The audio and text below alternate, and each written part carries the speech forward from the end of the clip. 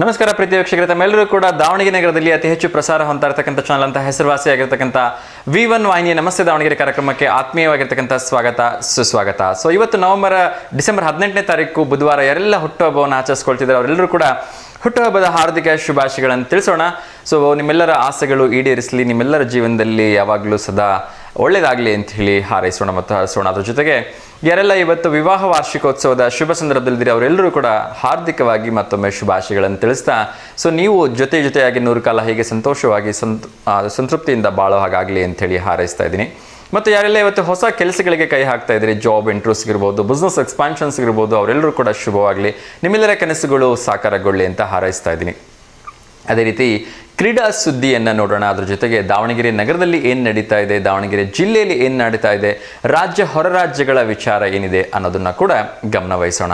So ಹಾಗೂ ಇನ್ನೊಂದು ವಿಶೇಷವಾಗಿರ್ತಕ್ಕಂಥ ವಿಷಯವನ್ನು ಕೂಡ ತಿಳಿಸಲೇಬೇಕು. ಸೊ ಅದರ ಬಗ್ಗೆನೂ ಕೂಡ ಮಾತಾಡೋಣ. ಅದಕ್ಕಿಂತ ಎಲ್ಲ ಮುಂಚಿತವಾಗಿ ನಮ್ಮೆಲ್ಲ ಪ್ರೀತಿಯ ವೀಕ್ಷಕರೇ ಒಂದಷ್ಟು ಕಿವಿ ಮಾತು, ದಯಮಾಡಿ ಕರೆ ಮಾಡುವಾಗ ಕಾರ್ಯಕ್ರಮದಲ್ಲಿ ಟಿವಿಯನ್ನು ಮ್ಯೂಟ್ ಮಾಡಿ ಕರೆ ಮಾಡೋದನ್ನು ಮರಿಬೇಡಿ ವೀಕ್ಷಕರೇ. ಯಾಕೆಂದರೆ ಇದು ನೇರ ಪ್ರಸಾರದ ಕಾರ್ಯಕ್ರಮ ಆಗಿದ್ರೂ ಕೂಡ ಕಾರ್ಯಕ್ರಮ ನಿಮ್ಮಲ್ಲಿಗೆ ತಲುಪಲಿಕ್ಕೆ 3 ರಿಂದ 4 ಸೆಕೆಂಡ್ಗಳ ಕಾಲ ತಡ ಆಗೋದ್ರಿಂದ ದಯಮಾಡಿ ಟಿವಿಯನ್ನು ಮ್ಯೂಟ್ ಮಾಡಿ ಮಾತಾಡಿ ಅಂತ ನಾನು ಕೇಳ್ಕೊಳ್ತಿದ್ದೀನಿ. ಹಾಗೂ ನಿಮಗೆಲ್ಲ ಗೊತ್ತಿದೆ, ಈ ಕಾರ್ಯಕ್ರಮ ಸಾಯಂಕಾಲ 6 ಗಂಟೆಯಿಂದ 7 ಗಂಟೆ ಮರುಪ್ರಸಾರ ಆಗೋದ್ರಿಂದ ನೀವು ನಿಮ್ಮ ಕುಟುಂಬದ ಜೊತೆ ಕೂತ್ಕೊಂಡು ಈ ಕಾರ್ಯಕ್ರಮವನ್ನು ಆರಾಮಾಗಿ ಎಂಜಾಯ್ ಮಾಡಲಿಕ್ಕೆ ಸಾಧ್ಯ ಇದೆ. ಮತ್ತು ಈ ಕಾರ್ಯಕ್ರಮವನ್ನು ನಮಸ್ತೆ ದೇವನಗಿರಿ ಅಂತಕ್ಕಂಥ ಯೂಟ್ಯೂಬ್ ಚಾನಲಲ್ಲೂ ಕೂಡ ನಾವು ಸಂಪೂರ್ಣವಾಗಿ ಅಪ್ಲೋಡ್ ಮಾಡೋದ್ರಿಂದ ಅಲ್ಲೂ ಕೂಡ ನಮ್ಮ ಕಾರ್ಯಕ್ರಮವನ್ನು ವೀಕ್ಷಣೆ ಮಾಡಿ ಮತ್ತು ನಿಮ್ಮ ಅನಿಸಿಕೆ ಅಭಿಪ್ರಾಯಗಳನ್ನು ಮುಕ್ತವಾಗಿ ತಿಳಿಸೋದು ಮರಿಬೇಡಿ. ಹಾಗೂ ಸಾಕಷ್ಟು ಜನ ವೀಕ್ಷಕರು ನಮಗೆ ಫೋಟೋಸನ್ನು ಕಳಿಸ್ತಾ ಇದ್ದೀರಿ, ಆದರೆ ಆ ಫೋಟೋಸ್ ಕೆಳಗಡೆ ಒಂದಷ್ಟು ಮಾಹಿತಿಯನ್ನು ಕಳಿಸ್ಲಿಲ್ಲ ಅಂದರೆ ನಾವು ಯಾರಿಗೆ ಅಂತ ಶುಭಾಶಯ ತಿಳಿಸೋದು, ಯಾವ ಹೆಸರಿಗೆ ಅಂತ ಶುಭಾಶಯ ತಿಳಿಸೋದು ಸಮಸ್ಯೆ ಆಗ್ತಾ ಇದೆ. ಸೊ ಹಾಗಾಗಿ ಫೋಟೋ ಕಳಿಸುವಾಗ ಫೋಟೋ ಕಳಿಸಿರ್ತಕ್ಕಂಥ ಹೆಸರು ಏನು, ಅವ್ರದ್ದು ಹುಟ್ಟುಹಬ್ಬ ಇದೆಯಾ, ಆ್ಯನಿವರ್ಸರಿ ಇದೆಯಾ, ಅಥವಾ ಅವ್ರು ಏನಾದ್ರು ಅಚೀವ್ ಮಾಡಿದ್ರೆ ನಾವು ಯಾವುದಕ್ಕೆ ಅಂತ ಶುಭಾಶಯ ಹೇಳೋದು ಅಲ್ವಾ. ಸೊ ಹಾಗಾಗಿ ಫೋಟೋಸ್ ಜೊತೆಗೆ ಒಂದು ಸ್ಮಾಲ್ ಡಿಸ್ಕ್ರಿಪ್ಷನ್, ಅದರ ಬಗ್ಗೆ ಒಂದಷ್ಟು ಕಿರು ಮಾಹಿತಿಯನ್ನು ತಿಳಿಸೋದನ್ನು ಮರಿಬೇಡಿ ಅಂತ ನಾನು ಈ ಸಂದರ್ಭದಲ್ಲಿ ತಮಗೆ ಕೇಳ್ಕೊಳ್ತಾ ಇದ್ದೀನಿ. ಅದರ ಜೊತೆಗೆ ನಮ್ಮ ಒಂದು ಸುತ್ತಮುತ್ತ ನಡೀತಾ ಇರತಕ್ಕಂಥ ಯಾವುದೇ ಸಮಾಜಮುಖಿ ಕೆಲಸ ಇದ್ದರೂ ಕೂಡ ಅದನ್ನು ದಯವಿಟ್ಟು ನಮ್ಮ ಗಮನಕ್ಕೆ ತನ್ನಿ. ಏಕೆಂದರೆ V1 ವಾಹಿನಿ ಸದಾ ಒಳ್ಳೆ ಕೆಲಸಗಳಿಗೆ ಬೆಂಬಲವಾಗಿ ನಿಲ್ಲುತ್ತೆ ಮತ್ತು ಪ್ರೋತ್ಸಾಹ ಮಾಡುತ್ತೆ. ತುಂಬ ದೊಡ್ಡ ಕೆಲಸವನ್ನೇ ಮಾಡಬೇಕು ಅಂತೇನಿಲ್ಲ, ಚಿಕ್ಕ ಪುಟ್ಟ ಕೆಲಸ ಆದರೂ ಪರವಾಗಿಲ್ಲ, ಸಮಾಜಮುಖಿಯಾಗಿರ್ತಕ್ಕಂಥ ಯಾವುದೇ ಒಂದು ಸಣ್ಣ ಒಳ್ಳೆ ಕೆಲಸಗಳಿಗೂ ಕೂಡ ನಾವು ಸದಾ ಬೆಂಬಲವನ್ನು ನೀಡೋಣ, ಪ್ರೋತ್ಸಾಹವನ್ನು ನೀಡೋಣ. ಹಾಗಾಗಿ ನಿಮ್ಮ ಸುತ್ತಮುತ್ತ ಯಾರಾದರೂ ಹಸಿರ್ತಕ್ಕಂಥವ್ರಿಗೆ ಒಂದು ತುತ್ತು ಅನ್ನ ನೀಡ್ತಾ ಇದ್ದರೆ, ಅಥವಾ ಯಾವುದೋ ಒಂದು ಬಡ ಪ್ರಾಣಿಗಳಿಗೆ ಆಹಾರವನ್ನು ನೀಡ್ತಾ ಇದ್ದರೆ, ಅಥವಾ ಬಡ ಭಿಕ್ಷುಕರಿಗೆ ಆಹಾರವನ್ನು ನೀಡ್ತಾ ಇದ್ದರೆ, ಅಥವಾ ಏನೋ ಒಂದು ಒಳ್ಳೆ ಕೆಲಸವನ್ನು ಮಾಡ್ತಾ ಇದ್ದಾರೆ, ಯಾರಿಗಾದರೂ ಪುಸ್ತಕಗಳನ್ನು ಕೊಡಿಸ್ತಾ ಇರ್ಬೋದು, ಬಟ್ಟೆಗಳನ್ನ ಕೊಡಿಸ್ತಾ ಇರ್ಬೋದು, ಈ ರೀತಿ ಯಾವುದೇ ಒಂದು ಒಳ್ಳೆ ಕೆಲಸವನ್ನು ಮಾಡ್ತಾ ಇದ್ದರೂ ಕೂಡ ಅದನ್ನು ನಮ್ಮ ಗಮನಕ್ಕೆ ತನ್ನಿ. ನಾವು ಕೂಡ ಅವರಿಗೊಂದಷ್ಟು ಪ್ರಚಾರವನ್ನು ನೀಡುತ್ತಾ ಆ ಮೂಲಕ ಇನ್ನಷ್ಟು ಜನರಿಗೆ ಪ್ರೋತ್ಸಾಹವನ್ನು ನೀಡಿ ಎಲ್ಲ ವಸುದೈವ ಕುಟುಂಬದ ಹಾಗೆ ಎಲ್ರಿಗೂ ಒಬ್ರಿಗೊಬ್ಬರು ಸಹಾಯ ಮಾಡ್ತಾ ಈ ಒಂದು ಸುಂದರವಾಗಿರ್ತಕ್ಕಂಥ ಜೀವನವನ್ನು ಕಳೆಯೋಣ ಅಂಥೇಳಿ ನಾನು ಈ ಸಂದರ್ಭದಲ್ಲಿ ತಮ್ಮನ್ನೆಲ್ಲ ಪ್ರಾರ್ಥಿಸ್ತೇನೆ. ಸೊ ಪ್ರಶ್ನೋತ್ತರಗಳನ್ನಂತೂ ಕೇಳ್ತೀನಿ ಕಾರ್ಯಕ್ರಮದಲ್ಲಿ. ಸೊ ಪ್ರಶ್ನೆಗೆ ಉತ್ತರಿಸುವಾಗ ದಯಮಾಡಿ ಟಿವಿ ವ್ಯಾಲ್ಯೂಮ್ನ ಮ್ಯೂಟ್ ಮಾಡೋದು ಮರಿಬೇಡಿ ಮತ್ತು 30 ಸೆಕೆಂಡ್ಗಳಿಗಿಂತ ಹೆಚ್ಚು ಸಮಯ ತೆಗೆದುಕೋಬೇಡಿ ಅಂತ ನಾನು ರಿಕ್ವೆಸ್ಟ್ ಮಾಡ್ಕೊಳ್ತಿದ್ದೀನಿ. ಯಾಕೆಂದರೆ ತುಂಬ ಜನ ಕರೆ ಮಾಡಿ ಉತ್ತರವನ್ನು ಕೊಡಬೇಕು ಅನ್ನೋ ನಿರೀಕ್ಷೆಯಲ್ಲಿರ್ತಾರೆ. ಸೊ ಆ ಉತ್ತರ ಇನ್ನೊಬ್ಬರು ಹೇಳಿದಾಗ ಅವ್ರಿಗೆ ನಮಗೆ ಅವಕಾಶ ಸಿಗಲಿಲ್ಲ ಅಂತ ಬೇಜಾರಾಗುತ್ತೆ. ಸೊ ಹಾಗಾಗಿ ಪ್ರತಿಯೊಬ್ಬರು ಕರೆ ಮಾಡುವಾಗ ಹೆಚ್ಚು ಸಮಯ ತೆಗೆದುಕೋಬೇಡಿ, ಉತ್ತರವನ್ನು ನೀಡುವಾಗ ವಿಶೇಷವಾಗಿ ಅಂಥೇಳಿ ನಾನು ಕೇಳ್ಕೊಳ್ತಾ ಇದ್ದೀನಿ. ಬನ್ನಿ ಹಾಗಾದರೆ ನೇರವಾಗಿ ಕಾರ್ಯಕ್ರಮವನ್ನು ಪ್ರಾರಂಭ ಮಾಡೋಣ. ಸೊ ಮೊದಲಿಗೆ ಒಂದು ಪ್ರಶ್ನೆಯನ್ನು ಹೇಳ್ಬಿಡ್ತೀನಿ, ಅದಾದ ನಂತರ ಒಂದಷ್ಟು ಮುಖ್ಯವಾಗಿರ್ತಕ್ಕಂಥ ವಿಚಾರಗಳನ್ನು ತಿಳಿಸೋದಿದೆ, ಅದನ್ನು ತಿಳಿಸೋ ಒಂದು ಪ್ರಯತ್ನವನ್ನು ಮಾಡ್ತೀನಿ. ಒಂದು ಪುಟಾಣಿಯ ಫೋಟೋ ಕೂಡ ಬಂದಿದೆ ನಮ್ಮ ಹತ್ರ ಶುಭಾಶಯಕ್ಕೋಸ್ಕರ. ಸೊ ಖಂಡಿತ ಅವರಿಗೆ ನಿರಾಸೆ ಮಾಡೋದಿಲ್ಲ, ಶುಭಾಶಯಗಳನ್ನು ಕೋರೋಣ. ಪ್ರೀತಿಯ ಪುಟಾಣಿಯಾಗಿರ್ತಕ್ಕಂಥ ಸೃಷ್ಟಿ ಅವರಿಗೆ ಹುಟ್ಟುಹಬ್ಬದ ಹಾರ್ದಿಕ ಶುಭಾಶಯಗಳನ್ನು ತಿಳಿಸ್ತಾ ಇದ್ದೀನಿ. ಸೃಷ್ಟಿಯವರ 1ನೇ ವರ್ಷದ ಹುಟ್ಟುಹಬ್ಬ ಇವತ್ತು. ಸೊ ಆ ಭಗವಂತ ಈ ಪುಟಾಣಿಗೆ ಒಳ್ಳೆಯ ಆಯಸ್ಸು, ಆರೋಗ್ಯ, ವಿದ್ಯಾಭ್ಯಾಸವನ್ನು ಕೊಟ್ಟು ಆ ಭಗವಂತ ಕಾಪಾಡಲಿ 100 ಕಾಲ, ಹೀಗೆ ನಗ್ನಗ್ತ ಸಂತೋಷವಾಗಿರಲಿ ಅಂಥೇಳಿ ಹಾರೈಸ್ತಾ ಇದ್ದೀನಿ. ಇನ್ನಷ್ಟು ವಿಚಾರಗಳನ್ನು ತಿಳಿಸೋ ಒಂದು ಪ್ರಯತ್ನವನ್ನು ಮಾಡ್ತೀನಿ. ಮೊದಲಿಗೆ ಒಂದು ಪ್ರಶ್ನೆಯನ್ನು ಕೇಳಿಬಿಡ್ತೀನಿ, ಅದಾದ ನಂತರ ಕರೆ ಮಾಡ್ತಕ್ಕಂಥವ್ರಿಗೆ ಸುಲಭ ಆಗಲಿ ಅನ್ನೋ ಕಾರಣಕ್ಕೆ ಮೊದಲೇ ಪ್ರಶ್ನೆ ಹೇಳ್ತಿದ್ದೀನಿ. ಭಾರತವನ್ನು ಉತ್ತರ ಭಾರತ ಮತ್ತು ದಕ್ಷಿಣ ಭಾರತ ಎಂದು ವಿಂಗಡಿಸುವ ನದಿ ಯಾವುದು ಅಂತಕ್ಕಂಥದ್ದು ಇವತ್ತಿನ ಪ್ರಶ್ನೆ. ನೋಡೋಣ ಯಾರು ಇದಕ್ಕೆ ಸರಿ ಉತ್ತರವನ್ನು ಕೊಡ್ತಾರೆ ಅಂಥೇಳಿ. ಸೊ ಮುಂದಿನ ವಿಚಾರವನ್ನು ತಿಳಿಸೋ ಒಂದು ಪ್ರಯತ್ನವನ್ನು ಮಾಡ್ತೀನಿ. ಒಂದು ನಮ್ಮೆಲ್ಲ ಭಾರತೀಯರಿಗೆ ಅತ್ಯಂತ ಖುಷಿಯಾಗಿರ್ತಕ್ಕಂಥ ವಿಚಾರ ಅಂದರೆ, ಇನ್ನು ಮುಂದೆ ಡಿಸೆಂಬರ್ 21ರಂದು ವಿಶ್ವ ಧ್ಯಾನ ದಿನ ಅಂಥೇಳಿ ವಿಶ್ವಸಂಸ್ಥೆನೇ ಒಪ್ಪಿಗೆ ನೀಡಿದೆ. ಸೊ ನಾವೆಲ್ಲರೂ ಭಾರತೀಯರು ಧ್ಯಾನಪ್ರಿಯರು ಅಂತ ಹೇಳೋದಕ್ಕೆ ನಂಗೆ ತುಂಬ ಖುಷಿ ಆಗುತ್ತೆ. ತುಂಬ ಜನ ಇವತ್ತಿಗೂ ಕೂಡ ತಮ್ಮ ಪ್ರತಿನಿತ್ಯ ತಮ್ಮ ಮನೆಗಳಲ್ಲಿ, ತಮ್ಮ ಯೋಗ ಸೆಂಟರ್ಗಳಲ್ಲಿ, ಬೇರೆ ಬೇರೆ ಒಂದು ಕೇಂದ್ರಗಳಲ್ಲಿ ಧ್ಯಾನವನ್ನು ಮಾಡ್ತಾರೆ ಯೋಗಕ್ಕಿಂತ ಮುಂಚೆ. ಅದರಲ್ಲೂ ಕೂಡ ವಿಶೇಷವಾಗಿ ಡಿಸೆಂಬರ್ 21 ವಿಶ್ವಸಂಸ್ಥೆ ಧ್ಯಾನ ದಿನ ಅಂಥೇಳಿ ಒಪ್ಪಿಗೆ ನೀಡೋದ್ರಿಂದ ಯೋಗದ ಬಳಿಕ ಒಂದು ದೇಶದ ಪ್ರಾಚೀನ ಪದ್ಧತಿಗೆ ವಿಶ್ವ ಮಾನ್ಯತೆ ಸಿಕ್ಕಿರ್ತಕ್ಕಂಥದ್ದು ನಮ್ಮೆಲ್ಲರೂ ಕೂಡ ಅತ್ಯಂತ ಹೆಮ್ಮೆಯ ವಿಚಾರ. ಭಾರತದ ಈ ನಿರ್ಣಯಕ್ಕೆ ಸರ್ವಾನುಮತದಿಂದ ಅಂಗೀಕಾರ ಸಿಗಲೇಬೇಕಿತ್ತು. ಯಾಕೆಂದರೆ ಭಾರತ ಯಾವುದೇ ಹೆಜ್ಜೆಯನ್ನಿಟ್ಟರೂ ಕೂಡ ಅದರ ಹಿಂದೆ ಒಂದಷ್ಟು ಅರ್ಥ ಇರುತ್ತೆ, ಒಂದು ಹಿನ್ನೆಲೆ ಇರುತ್ತೆ ಮತ್ತು ಒಳ್ಳೆಯ ಉದ್ದೇಶನೇ ಆಗಿರುತ್ತೆ ಅನ್ನೋ ಕಾರಣಕ್ಕೆ ಎಲ್ಲ ಒಂದು ರಾಷ್ಟ್ರಗಳು ಕೂಡ ಭಾರತದ ಈ ಒಂದು ನಿರ್ಧಾರವನ್ನು ಬೆಂಬಲಿಸಿ ಇವತ್ತು ಅದನ್ನು ವಿಶ್ವಸಂಸ್ಥೆ ಒಪ್ಕೊಳ್ಳೋ ಹಾಗೆ ಆಗಿದೆ. ಸೊ ಇನ್ನು ಮುಂದೆ ಡಿಸೆಂಬರ್ 21 ವಿಶ್ವ ಧ್ಯಾನ ದಿನ ಆಗಿರುತ್ತೆ. ಯಾಕೆ ಡಿಸೆಂಬರ್ 21ರಂದೇ ವಿಶ್ವ ಧ್ಯಾನ ದಿನವನ್ನು ಸೆಲೆಬ್ರೇಟ್ ಮಾಡ್ತಾರೆ ಅಂದರೆ, ವಿಶ್ವ ಯೋಗ ದಿನಾಚರಣೆಗೆ ಸರಿಯಾಗಿ 6 ತಿಂಗಳು ಅವಕಾಶ ಇರುತ್ತೆ. ಸೊ ಹಾಗಾಗಿ ನಿಮಗೆಲ್ಲ ಗೊತ್ತಿದೆ, ಜೂನ್ 21 ನಾವೆಲ್ಲರೂ ವಿಶ್ವ ಯೋಗ ದಿನಾಚರಣೆಯನ್ನು ಮಾಡಿದ್ರೆ ಡಿಸೆಂಬರ್ 21 ವಿಶ್ವ ಧ್ಯಾನ ದಿನವನ್ನಾಗಿ ಆಚರಣೆ ಮಾಡ್ತದೆ. ಸರಿಯಾಗಿ 6 ತಿಂಗಳ ಒಂದು ಗ್ಯಾಪ್ನಲ್ಲಿ 2 ವಿಶಿಷ್ಟ ಕಾರ್ಯಕ್ರಮಗಳು ನಡೀಲಿ ಅನ್ನೋ ಉದ್ದೇಶಕ್ಕೆ, ಅದು ಕೂಡ ಒಂದೇ ದಿನಾಂಕದಂದು ನಡಿಬೇಕು ಅನ್ನೋ ಒಂದು ಕಾರಣಕ್ಕೂ ಕೂಡ ಈ ಒಂದು ದಿನವನ್ನು ಆಯ್ಕೆ ಮಾಡಲಾಗಿದೆ ಅಂತ ಹೇಳಲಾಗತ್ತೆ. ಸೊ ಪ್ರತಿಯೊಬ್ಬ ಭಾರತೀಯರಿಗೂ ಕೂಡ ಒಂದಷ್ಟು ಹೆಮ್ಮೆಯ ವಿಚಾರ. ಇನ್ನು ಮುಂದೆ ನಮ್ಮ ಒಂದು 2 ವಿಶೇಷ ದಿನಗಳನ್ನು ವಿಶ್ವವೇ ಸೆಲೆಬ್ರೇಟ್ ಮಾಡುತ್ತೆ. ಮೊದಲನೇದು ಈಗ ಆಲ್ರೆಡಿ ಸರಿಸುಮಾರು 198 ರಾಷ್ಟ್ರಗಳು ಸೆಲೆಬ್ರೇಟ್ ಮಾಡ್ತಾ ಇರ್ತಕ್ಕಂಥ ವಿಶ್ವ ಯೋಗ ದಿನ ಆಗಿರ್ಬೋದು. ಅದರ ಸಾಲಿಗೆ ಇನ್ನೊಂದು ಸೇರ್ಪಡೆ ವಿಶ್ವ ಧ್ಯಾನ ದಿನ, ಅದು ಡಿಸೆಂಬರ್ 21ರಂದು ಇನ್ನು ಮುಂದೆ ನಡೆಯುತ್ತೆ. ಸೊ ಒಳ್ಳೆಯದಾಗಲಿ, ಇನ್ನಷ್ಟು ಭಾರತೀಯತೆಯನ್ನು ಎಲ್ಲರೂ ಅಪ್ಪಿಕೊಳ್ಳೋ ಹಾಗಾಗಲಿ ಅಂಥೇಳಿ ನಾವೆಲ್ಲರೂ ಕೂಡ ಹಾರೈಸೋಣ. ಸೊ ದಾವಣಗೆರೆ ಜಿಲ್ಲಾಸ್ಪತ್ರೆಯಲ್ಲಿ ನಿನ್ನೆ ಇದ್ದಕ್ಕಿದ್ದಾಗ ಮೇಲ್ಛಾವಣಿ ಕುಸಿದಿದೆ, 3 ಗಂಭೀರ ಗಾಯಗಳು ಆಗಿದೆ. ಸೊ ದಯವಿಟ್ಟು ಅದರ ಬಗ್ಗೆ ಒಂದಷ್ಟು ಕೇರ್ ತಗೊಳ್ಳಿ ಅಂಥೇಳಿ ಎಲ್ಲರೂ ಅವರಿಗೆ ರಿಕ್ವೆಸ್ಟ್ ಮಾಡಿದ್ದಾರೆ. ಇನ್ನೊಂದು, ನಮ್ಮ ಎಲ್ಲರ ಒಂದು ಮಧ್ಯೆ ಇವತ್ತಿನ ದಿನಮಾನಗಳಲ್ಲಿ ಅತ್ಯಂತ ಶೀತಗಾಳಿ ಇದೆ, ಚಳಿಗೆ ಜನರು ತತ್ತರಿಸಿ ಹೋಗ್ತಾ ಇದ್ದಾರೆ.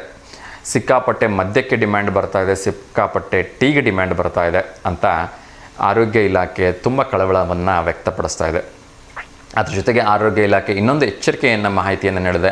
ಸೊ ಈ ಸಂದರ್ಭಗಳಲ್ಲಿ ಹಲವಾರು ಕಾಯಿಲೆಗಳು ಹೆಚ್ಚಾಗ್ತಕ್ಕಂಥ ಸಾಧ್ಯತೆ ಇದೆ. ಸೊ ಹಾಗಾಗಿ ದಯಮಾಡಿ ವಯಸ್ಸಾಗಿರ್ತಕ್ಕಂಥವ್ರು, ಈಗ ಆಲ್ರೆಡಿ ಹಲವಾರು ತೊಂದರೆಗಳಿಂದ ಬಳಲ್ತಾ ಇರ್ತಕ್ಕಂಥವ್ರು ಸ್ವಲ್ಪ ಹುಷಾರಾಗಿರಿ, ಇಲ್ಲ ಅಂದರೆ ಪರಿಸ್ಥಿತಿ ವಿಕೋಪಕ್ಕೆ ಹೋಗ್ಬೋದು ಅಂತ ಕೂಡ ಹೇಳಿದ್ದಾರೆ. ಏಕೆಂದರೆ ಬಿಟ್ಟು ಬಿಡದೆ ಚಳಿ ಅಂತಕ್ಕಂಥದ್ದು ಸಂಜೆ ಆಗಿಬಿಟ್ರೆ ಸಾಕು, ಜನ ಹೊರಗಡೆ ಬರೋಕ್ಕೂ ಕೂಡ ಹೆದರ್ತಾ ಇದ್ದಾರೆ. ಅಫ್ಕೋರ್ಸ್ ಈ ಚಳಿಯಿಂದ ಒಂದಷ್ಟು ಸಂಸ್ಕಾರಗಳನ್ನು ಎಲ್ಲರೂ ಕೂಡ ಕಲ್ತಿದ್ದಾರೆ ಅಂದರೆ ತಪ್ಪಾಗಲಿಕ್ಕಿಲ್ಲ.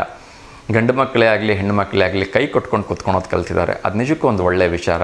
ಎಲ್ಲರೂ ಕೂಡ ಹೊತ್ತಿನ ಮುಂಚೆ ಮನೆಗೆ ಸೇರ್ತಾರೆ, ಅದು ಎಲ್ರಿಗೂ ಒಂದು ಗೊತ್ತಿರತಕ್ಕಂಥ ವಿಚಾರ. ಅದರ ಜೊತೆಗೆ ಎಲ್ಲರೂ ಜೊತೆಯಾಗಿ ಕೂತ್ಕೊಂಡು ಬಿಸಿಯಾಗಿ ಊಟವನ್ನು ಮಾಡ್ತಾರೆ. ಇಲ್ಲ ಅಂದರೆ ಯಾವಾಗಲೂ ಮಾಡಿರ್ತಕ್ಕಂಥ ಅಡುಗೆ ಯಾವಾಗಲೂ ಊಟ ಮಾಡ್ತಕ್ಕಂಥ ಒಂದು ಪದ್ಧತಿ ಇತ್ತೀಚಿನ ದಿನಗಳಲ್ಲಿ ಬಂದುಬಿಟ್ಟಿತ್ತು. ಈಗ ಈ ಚಳಿಯ ಕಾರಣದಿಂದ ಆದರೂ ಎಲ್ಲರೂ ಬಿಸಿಯಾಗಿ ಊಟ ಮಾಡಿ ಸ್ವಲ್ಪ ಬೇಗ ಮಲ್ಕೊಳ್ತಕ್ಕಂಥ ಒಂದು ಅಭ್ಯಾಸವನ್ನು ಇಟ್ಕೊಳ್ತಿದ್ದಾರೆ. ಆದರೆ ನೆನಪಿರಲಿ, ಬೇಗ ಮಲ್ಕೊಳ್ತಕ್ಕಂಥದ್ದು ಎಷ್ಟು ಒಳ್ಳೆಯ ಅಭ್ಯಾಸನೋ ಲೇಟಾಗಿ ಹೇಳ್ತಕ್ಕಂಥದ್ದು ಕೂಡ ಅಷ್ಟೇ ಕೆಟ್ಟ ಅಭ್ಯಾಸ ಆಗಿರುತ್ತೆ. ಹಾಗಾಗಿ ಬೇಗ ಮಲ್ಕೊಳ್ಳಿ, ತೊಂದರೆ ಇಲ್ಲ, ಆದರೆ ಬೇಗ ಎದ್ದೇಳೋದು ಕೂಡ ರೂಢಿ ಮಾಡ್ಕೊಳ್ಳಿ, ಅದು ಆರೋಗ್ಯದ ದೃಷ್ಟಿಯಿಂದ ಒಳ್ಳೆಯದು.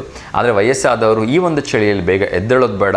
ಮತ್ತು ಏನು ಹಾಬಿ ಅಂತ ಆಗಲಿ ಅಥವಾ ನೀವು ಯಾವಾಗಲೂ ಪ್ರತಿನಿತ್ಯ ಮಾಡ್ತೀರಿ ಅಂಥೇಳಿ ಹೆಚ್ಚು ಅರ್ಲಿ ಮಾರ್ನಿಂಗ್ ವಾಕಿಂಗ್ ಹೋಗೋದಕ್ಕೆ ಹೋಗಬೇಡಿ. ಏಕೆಂದರೆ ತೀವ್ರವಾಗಿರ್ತಕ್ಕಂಥ ಚಳಿ ಇದೆ.